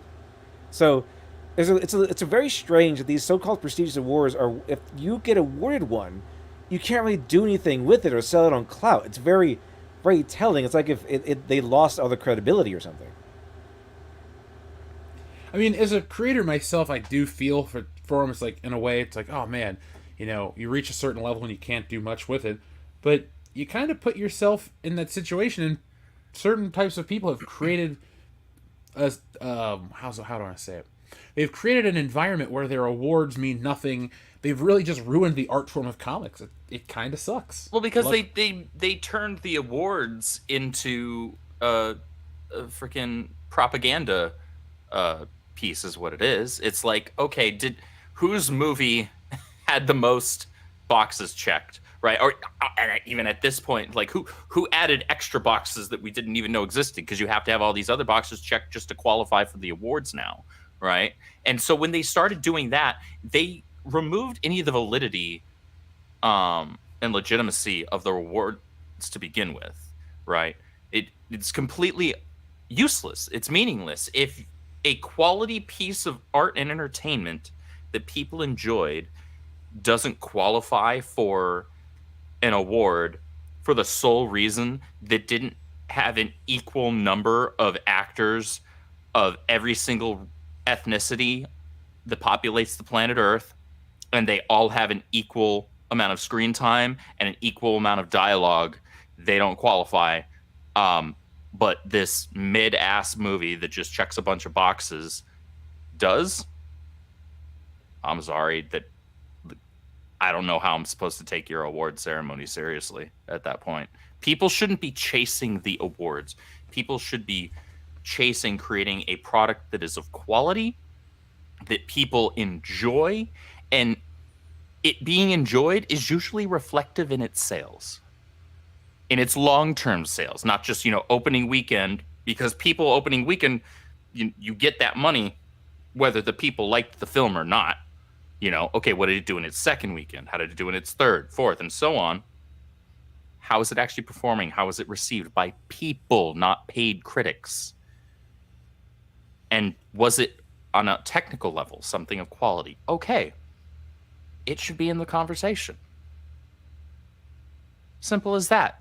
Just make a good product that people enjoy and something that you can be proud of.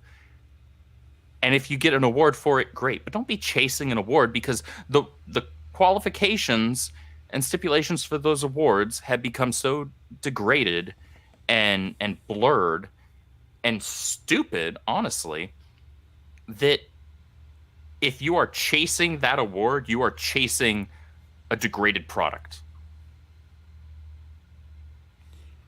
Well said, dude.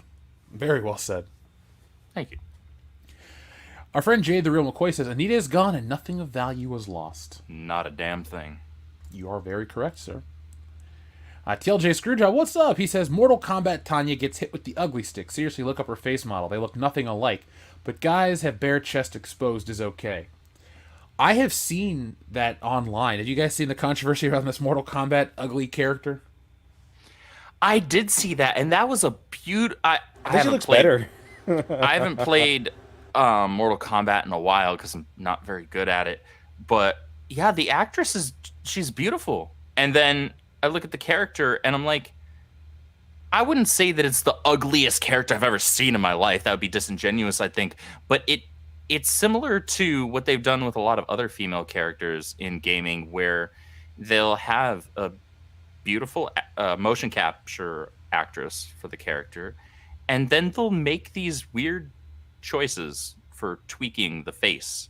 And it's like, why did you make that choice? You have a beautiful woman here who's also a talented actress and doing this motion capture for you. Why did you give her that chin instead of her chin? Why did you do this with her face?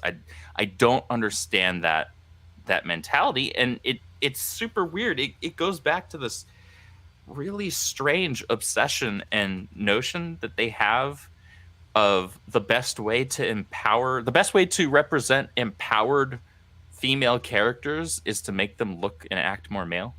I find that ironic, to say the least. There's probably another word for it, but it's a word that they usually like to use for us. I do too. I agree that it's ironic. It's weird. How do you make them better? By making them like men. Weird. It's strange. What's the best way to empower a woman? I don't know, make her more like a male. What? Well, okay. Now, TLJ Screwjob, the one thing I'd like to say is I don't want them to take out the stuff for women. I just don't want them to take the stuff out for men. It's like, oh, you can't have a busty lady in a Marvel movie, but Thor can be naked. I mean, I'm not bothered. I'm not into it either, but it's like, okay, I get it. Fine. But can we get the same thing in another movie? It's like, I don't know. I don't need to see Black Widow's ass, but, you know, somebody's. I don't care. Just make it equal. Equality is all I'm asking for. That's it. That's all I'm asking for. Speaking of that controversy, I mean, recently Oda, the guy who made One Piece, is under fire again from the Twitter police because, he has a Netflix series coming out. One Piece is becoming a Netflix series.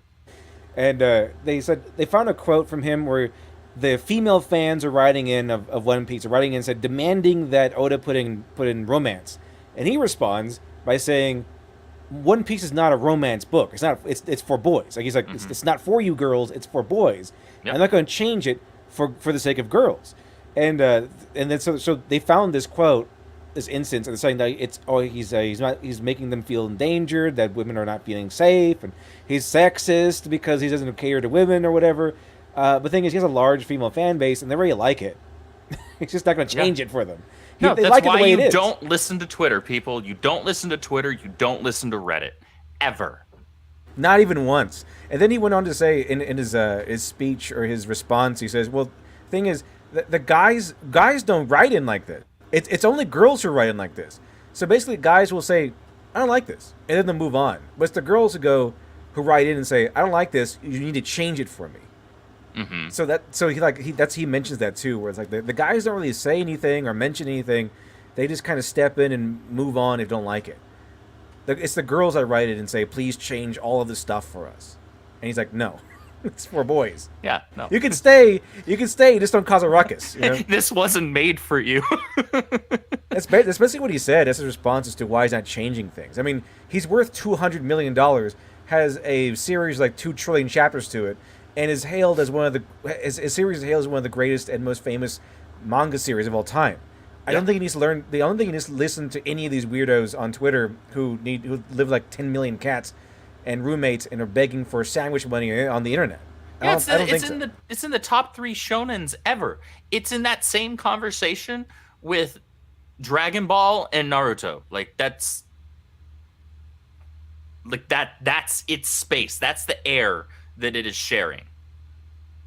I think he's done all right with his he's done all right with his choices, I think. I think he did a team up between the one time they did a team up or an anime team up of Luffy, Goku, and some other guy. That's how famous they are. I know that they were all in the same video game. It was Jump Superstars Yeah, or something Jump Force. like that. Yeah, Jump Force, that's the one. But yeah, I mean, guys, don't, if you're creatives, listen to your paying audience. Don't listen to social media. It's not worth it. Never is. Unless, you just want to stop making sales. Yeah, unless you want to be pissy broke. Let's see. Our friend from down under says, Pubathulu says, and now they've come for the grandfather of them all. Pen and paper RPGs have been, subsumed by these feckers. Has sad. What's going on with pen and paper RPGs? Is that like D&D and all that they're coming after? Yeah, I mean, they've been infiltrating the tabletop gaming space for a number of years now. Though D&D 5th edition actually has a lot of great stuff mechanically, they have a lot of people in their writer's room that are in charge of at least some of these stories that they have that are like kind of pre-created campaigns and things they're absolutely. I know on this show we don't usually go on and on about the wokey stuff, but those people are absolutely in the D&D space. Bro, if the shoe fits, wear it. I mean, unfortunately it has overtaken, not entirely, but like they have got their feet firmly planted in that space, and it's sad because D&D was already a very welcoming space, just like at tables, in groups, like the people that actually play. It's a very welcoming space. It's just come in, have fun. We'll teach you how this freaking works. And one of the benefits of the newer editions is that they have simplified certain concepts that make it easier to learn on its face, while learning that there's a lot more depth to it beyond that as you continue to grow as a player. But like, you get all these people now where it's like orcs are racist because they're supposed to be representative of black people. I'm sorry, if the first thing that pops into your head when you see an orc is a black person, I think the problem is within you. Yeah. The first time I heard of that, I was like, excuse me? I was like, nobody ever, no one in the history of ever. And then these people, orcs are black people. What? But that's how it is, unfortunately. And they're trying to make a push to also take over or get their feet into the Warhammer 40K space as well, which I know piss all about. I don't know squat about that. But I know that fan base, those geeks, they're like super hardcore, and I don't think it's going to happen. Because they're like the Tolkien fans of the tabletop gaming world. Like, they're not putting up with it. Just like Tolkien fans pretty much universally rejected Rings of Power, the 40K fans are going to universally tell those people to fuck off. And rightly so. I stand with them. Yeah. Wanderer says, due to Anita and her ilk, I went mostly oblivious as a kid to someone now pretty well entrenched in this culture war. Well, they've created the thing they hated the most, which is kind of ironic. Here we have a very generous one from our friend Trace XL. Thank you, Trace. He says, we have two from Trace. With Anita and Zoe, those are actually into gaming and geekdom could hear the Among Us trombone the instant they came on the scene. There are two imposters among us. Yes. Yes, exactly. Sus. They are sus.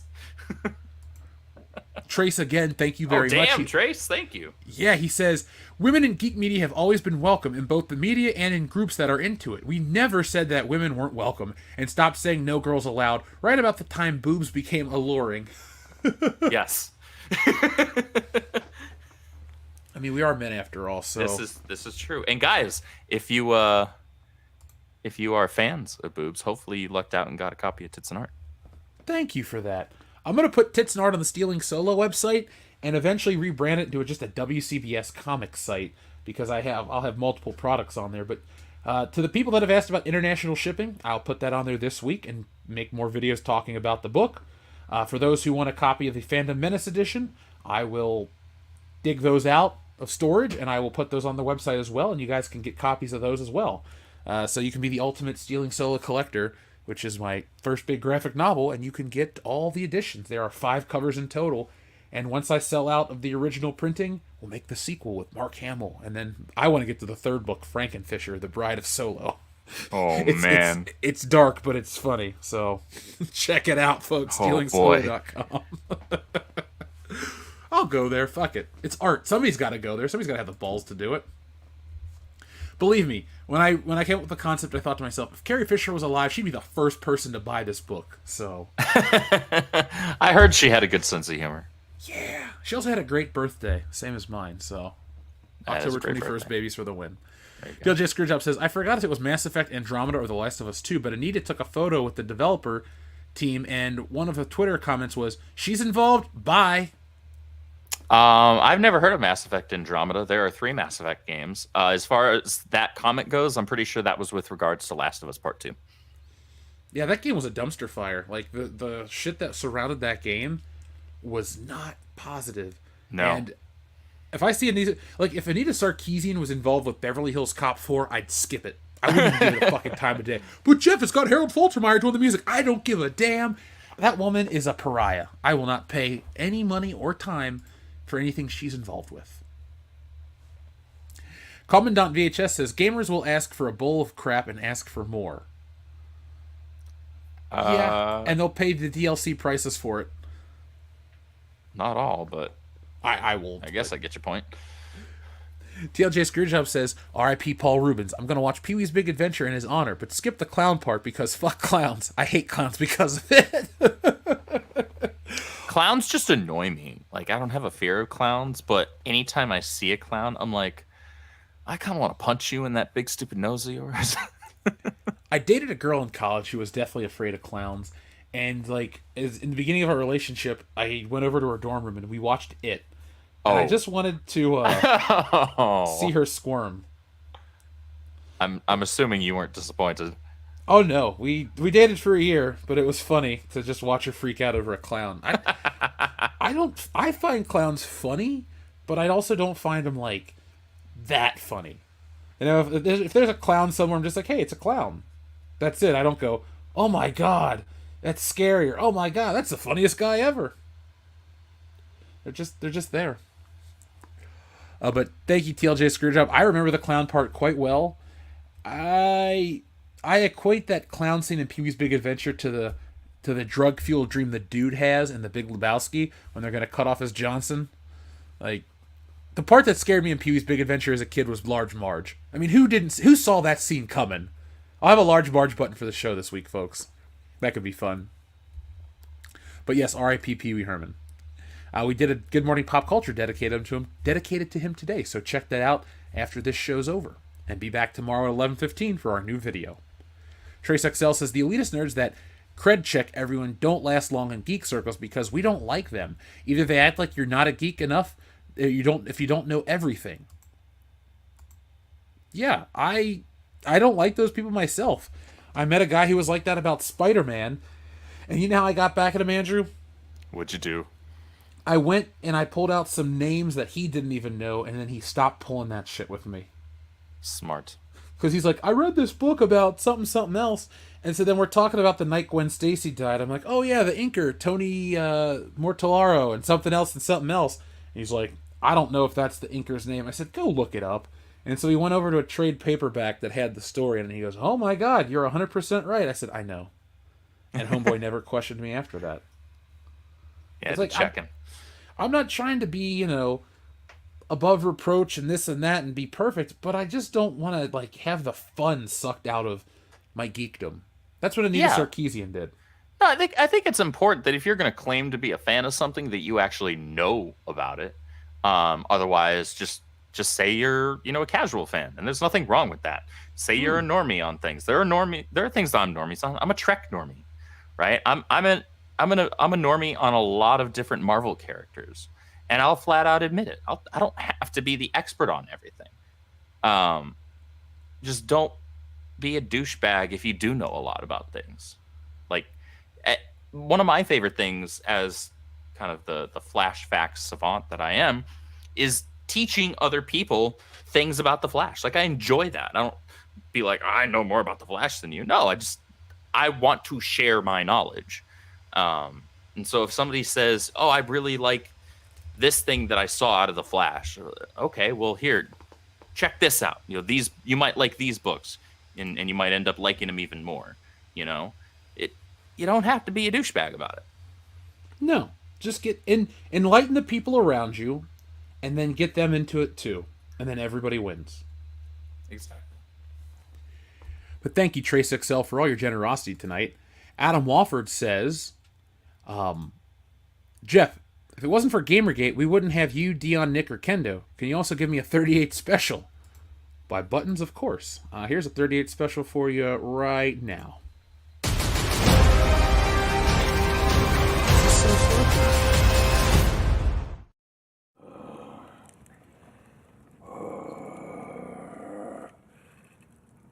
If I were a rich man, yagga digga digga digga digga digga digga dum. All day long I'd biddy biddy bum. If I were a wealthy man. Oi!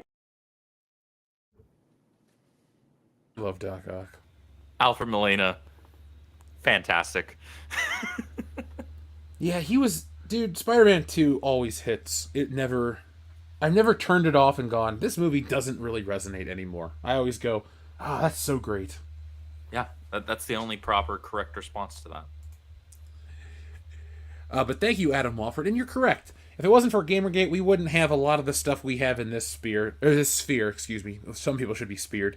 Wrestling moves, not actual spears. But, I try to look at the positive. And that's where I come at the end of a lot of this. I'm sad that they've ruined gaming. I'm sad they've ruined comics. I'm sad that a lot of these things have happened. But it's given us a place to grow and make stuff that's old school and relatable and welcomed in any space. Because you all like comedy. You all like to laugh. You enjoy what we do here on the channel. So thank you for giving us that opportunity. And we'll rise from the ashes of all this garbage and create something even better. Let's see. TLJ Screwjob says, give Rogue indestructible jacket except 4 Peach shots. Oh, the X-Men butt memes. Folks, over on our membership program, we have an interview with the people, Eric and Julia Lewald, who wrote the X-Men animated series, and they're very aware of all the memes. So that interview is great for fans of the channel, and they're up on everything in terms of internet reception to their show. They're very proud of their work. TLJ Screwjob again. This is for everybody, guys. Fuck, marry, kill. Psylocke, Storm, Rogue. Yes. Or date. Add Jean Grey into the mix. FMK, Psylocke, Storm, Rogue. Wait. Oh, FMK and date. Okay, hold on. Shoot. For these? That's tough. Probably.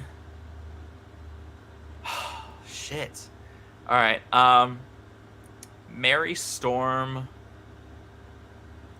We're going to assume that this is in the part of the timeline where Rogue has control of her powers.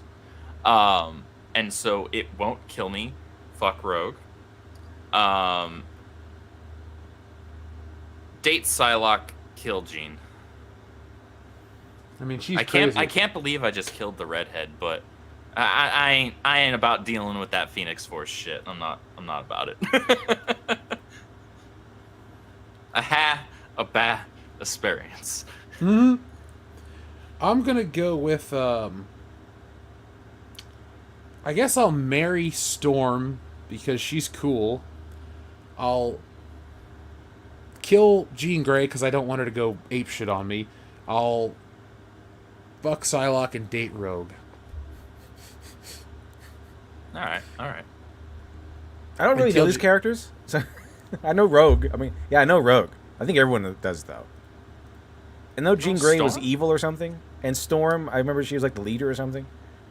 She's been the leader of the X-Men a number of times, yeah. I don't know. I'll just randomize. So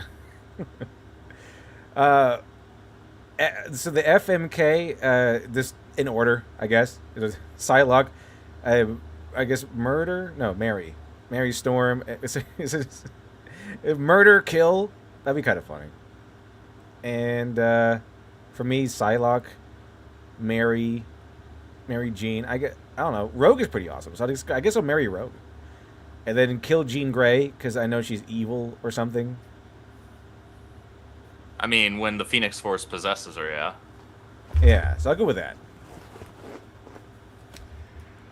Our friend Jack White says, one way to fight against Anita and her influencer is to point where the ideas and her ilk advocate for actually originate from. So, I don't really know where a lot of it originates from. Do you guys? It's freaking neo-Marxism is what it is. Well, do we want more of that? I'm going to go with no. Nah, I don't want it. Well, that'll work, though. Thank you, Jack. TLJ Screwjob says, guys, Alexandra Daddario or Christine Hendricks is Power Girl? Yes. Both. Okay. I guess... I don't know if Daddario could play a Power Girl, honestly. She can play anything if you believe hard enough. I see you. She's hot. She's Italian. She's got everything going for her. That's kind of tough, but I honestly I think Hendrix probably has more of the look for it. Definitely has more of the body for it. Alexandra Daddario is definitely beautiful, but I don't see her as Power Girl. I just don't. It'd be like Anna de Armas trying to play Power Girl. She's just not the right person for the role. But hey, yeah, don't get me wrong. Beautiful. She's beautiful, but I don't think it's the right. I don't think it's the right one. Jack White says, hint, some of the biggest degenerates of the 20th century. Oh, so the neo-Marxism. You were right, Andrew. Yeah. Thank you, Jack, for all your support, though. I always appreciate you, man. Shrubbles08 says, the Razzie Awards are dead to me after Ghostbusters 2016 was not nominated for any due to the message. I'll take a message, please. Oh, boy. Well, Ghostbusters 2016 really helped this channel, so yes, this is all I can say about it. It stinks, and I don't like it. Message! Message! Message!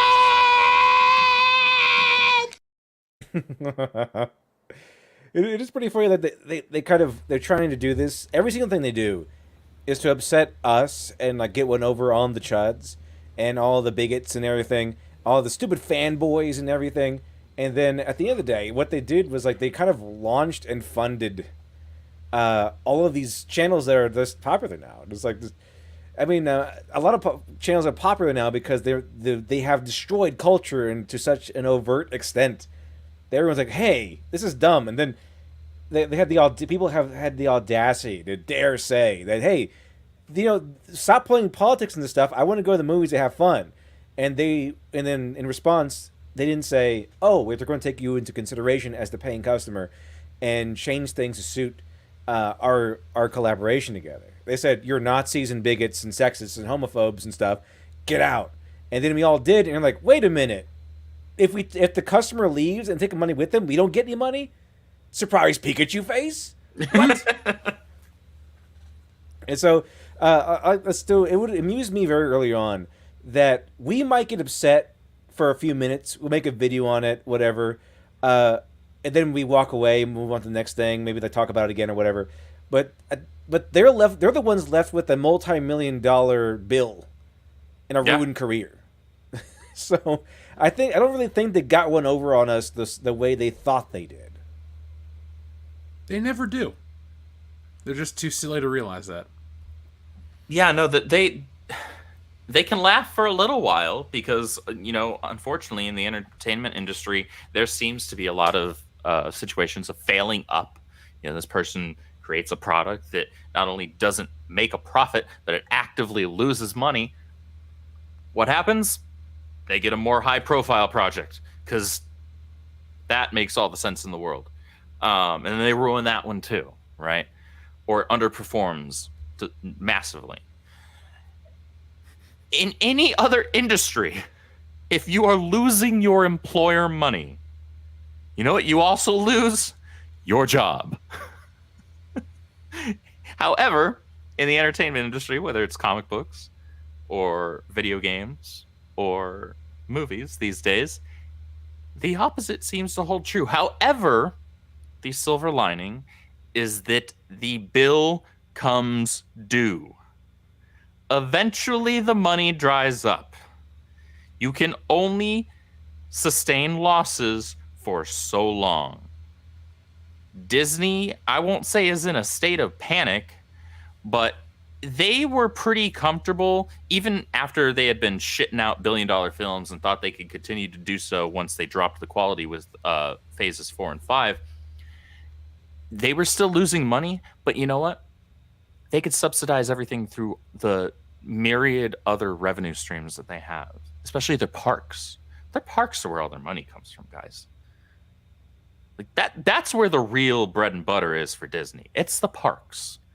However, we are now seeing stagnation in their parks or drops in attendance in the parks. Eventually, the money dries up. They can't sustain it forever. And I'm glad we are where we are with all of that. Yeah, they'll learn. Probably too late. Jack White says, Wolf, where does this trend of getting women to act and even look like men originate from? The French academic of Simone de Beauvoir. Or de Beauvoir. That sounds right. Well, Jack is a scholar as well as a gentleman, so thank you, Jack. And thank you to everybody who's been joining us so far tonight. We've had some really good numbers, so hit that thumbs up button to let YouTube know you enjoy this content, and join us each and every week, Tuesday at 9 p.m. Eastern Standard Time, here on the channel live. Adamus says, Hail guys and good evening. Back in the old days, you could watch a TV show and movie and the whole family could enjoy it. No one complained about identifying with anything because organically there was something for everyone. Right. Very true. There's this weird mentality from people who aren't actually fans of any of this stuff where the main character and everybody around them you have to be able to relate to. They have to look like you, they have to live like you, they have to love like you. That's never how this has worked. Ever. There are 1,000,001 straight white male characters that I do not relate to. And then there are a handful that I do. Doesn't mean I don't enjoy them. I can find something to relate to within characters like Jon Stewart, Storm, other characters like that. I can still enjoy those characters despite not looking a thing like them. Here's a spoiler alert, guys. You don't have to look or live a damn thing like the character that you are watching to enjoy the character. Yeah, No. it's never been that way. It's never acted that way before. It's never been not that once.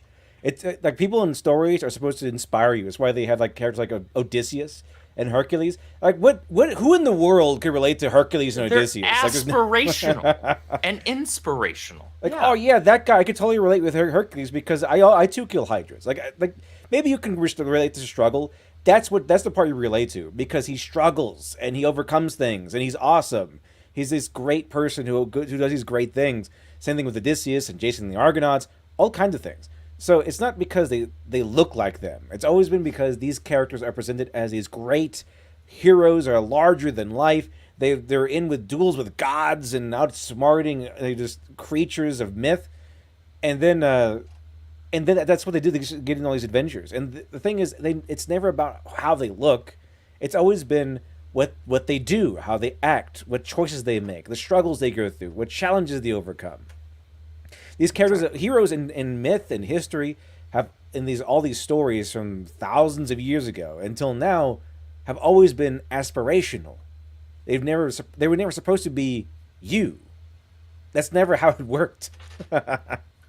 Even when we had like a downgrade of or more or smaller scope, if you notice, like back in the mythology era, we had these grand spanning stories with gods and giant heroes as our main characters, and then as modernity took over and we got closer and closer to the modern era, the scope became smaller and smaller and smaller, where it became like more individualistic about smaller towns or smaller scopes, until we got to like maybe the story about the guy who just living a normal life and the struggles he goes through or whatever it is. So the scope got smaller, but even at its smallest, it's never still about being you. It's about watching this person go through challenges and overcoming them.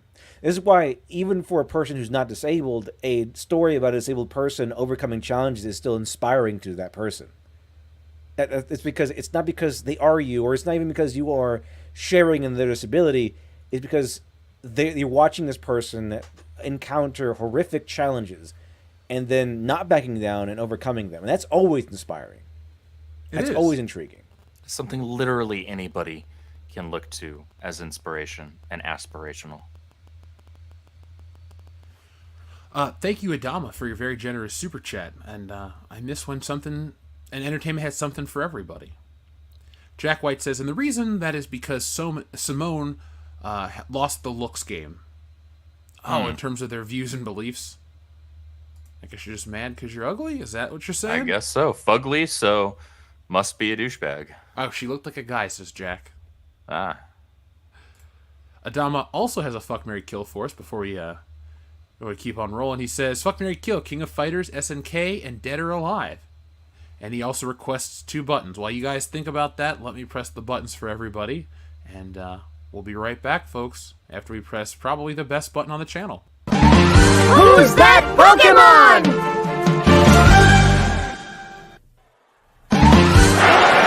It's me, Austin! Oh, son of a bitch!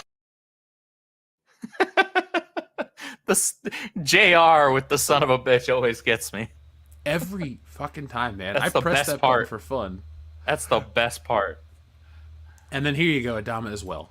But what's real is family, family, family, family, family. Creepy. Good old Vin Diesel. Oh, yeah. For your fuck, marry, kill, I will marry Dead or Alive, fuck SNK, and kill King of Fighters. I'll definitely kill King of Fighters. However, I don't know if I'm in the mood for marrying or fucking Dead or Alive, because that's my franchise. We'll say marriage is long term, so we'll say marry Dead or Alive, and then fuck SNK, I guess. So same thing. I don't even know a lot about King of Fighters, to be honest. So I know Dead or Alive is a volleyball. I think our friend gave us a volleyball game. It has a volleyball spin-off game, yes, but it started as an arcade fighter. I don't think I've ever done the fighter one. Sounds like an ambulance was coming for you. I was about to say, yeah. As at Mahavalio, thank you very much. As Anita and her ilk created a massive wave of disillusionment and divisionism that caused more problems than we can never recover. I don't know about never. Optimistic, but there's a lot to work through. I don't know about never, but it's gonna take a lot of time, a lot of work. Also, Mahavalio was a underrated Yu-Gi-Oh card early on. That's all I'll say. That's early. That's shit. That's first 2 sets. What did that release in Metal Raiders? I think that released in Metal Raiders. The second second set for Yu-Gi-Oh. I'm an OG Yu-Gi-Oh player. I used to play the shit out of that game. I know of Blue Eyes White Dragon, and that's it. That's fair. If there's one that you should know of, it should be that one. I was a Pokemon kid. I had a Charizard. I had all the cards, actually. I was lucky. I caught them all. Wilson! The unauthorized biography of Tom Hanks says, I've once saw a line of clowns walking into a Masonic temple. I've been suspicious of those fuckers ever since. As for SJWs trying to get into Warhammer 40k, I'd love to see SJWs try to lecture an orc mob. They're all Freemasons. Freemason clowns is scary. That would be hilarious. I always wanted to see a scenario in which we had like one of these soy boy woke people is kind of come in and trying to a new community or something and toss out not even the new community. I mean, actually enter the world of 40k. Like drop in. Actually, you know what? I really always wanted to see like a bunch of soy boys from like California that just don't eat meat and stuff like that. You know, they're like stick thin, man bun, glasses, beard, everything. And then you do like a Survivor style scenario. Not Survivor, but I mean the other one. Not the game show, but I mean the one that Bear Grylls did, where they had you just drop them on the island and they had to survive. Like the main intriguing draw for me in that scenario would be like, what would these soy boy elitist types do when they actually have problems?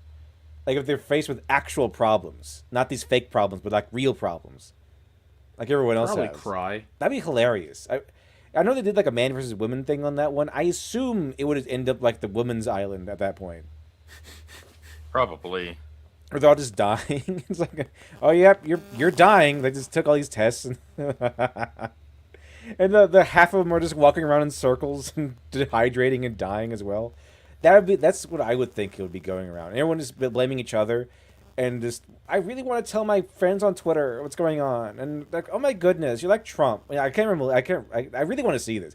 Bear Grylls, this is $1 million idea. All right, go into the island thing. Do the island thing again, but get a bunch of soy boys. That'd be pretty hilarious. We could fund a TV show like that. I think we should. Soy Boy Island, coming soon to CBS.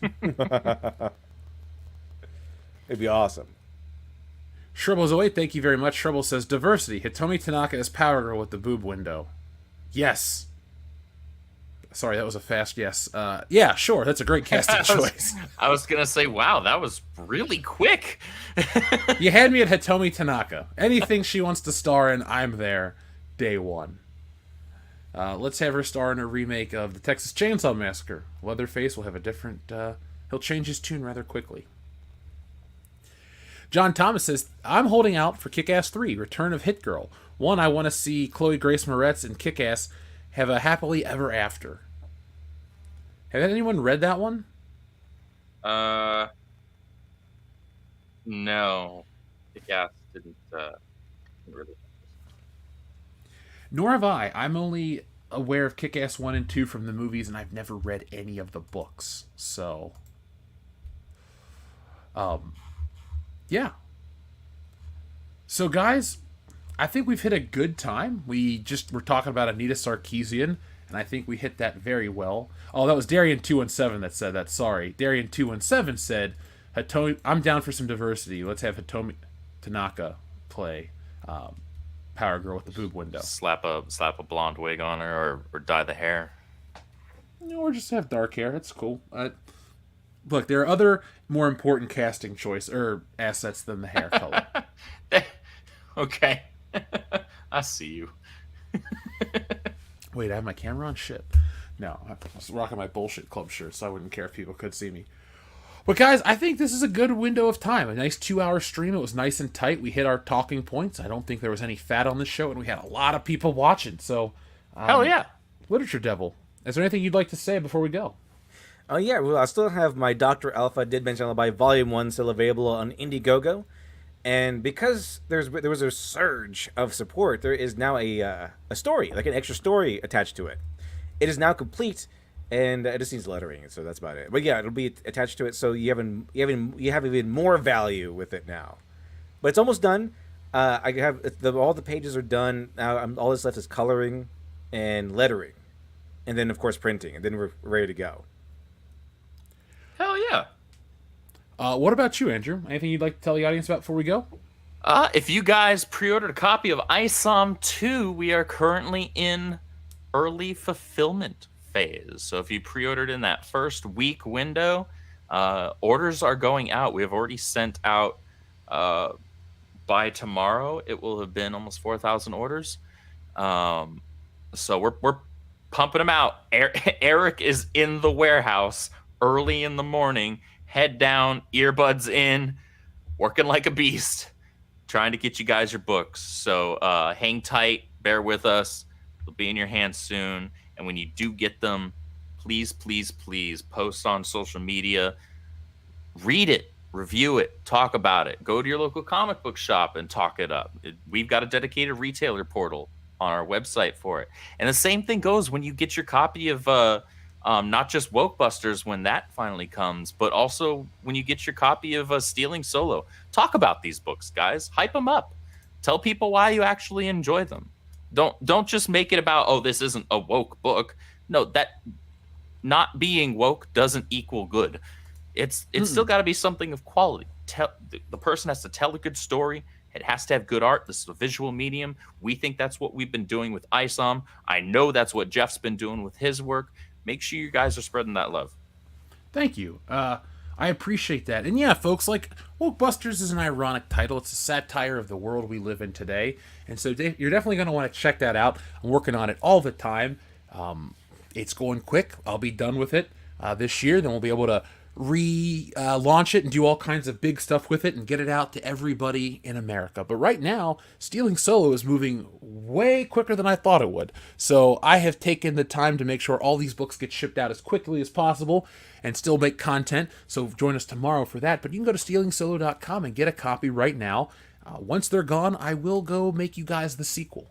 I'm always a man of giving the people what they want, and you guys clearly want Stealing Solo. I got an email today with the guy going, is this an action figure or a comic book? And I was like, well, thank you for the compliment that the book looks that much like an action figure. But I assure you guys, this is an 80-page graphic novel written and drawn by me. Every page is written and drawn by me, and I'm very proud of the work. So pick up a copy. It's a beautiful book. It's a perfect bound book, so it's even got a spine on it that says Stealing Solo, Captain's Parody. And get it, read it, tell me what you think about it on social media, and get ready for Woke Busters, because that's the book that's going to change everything.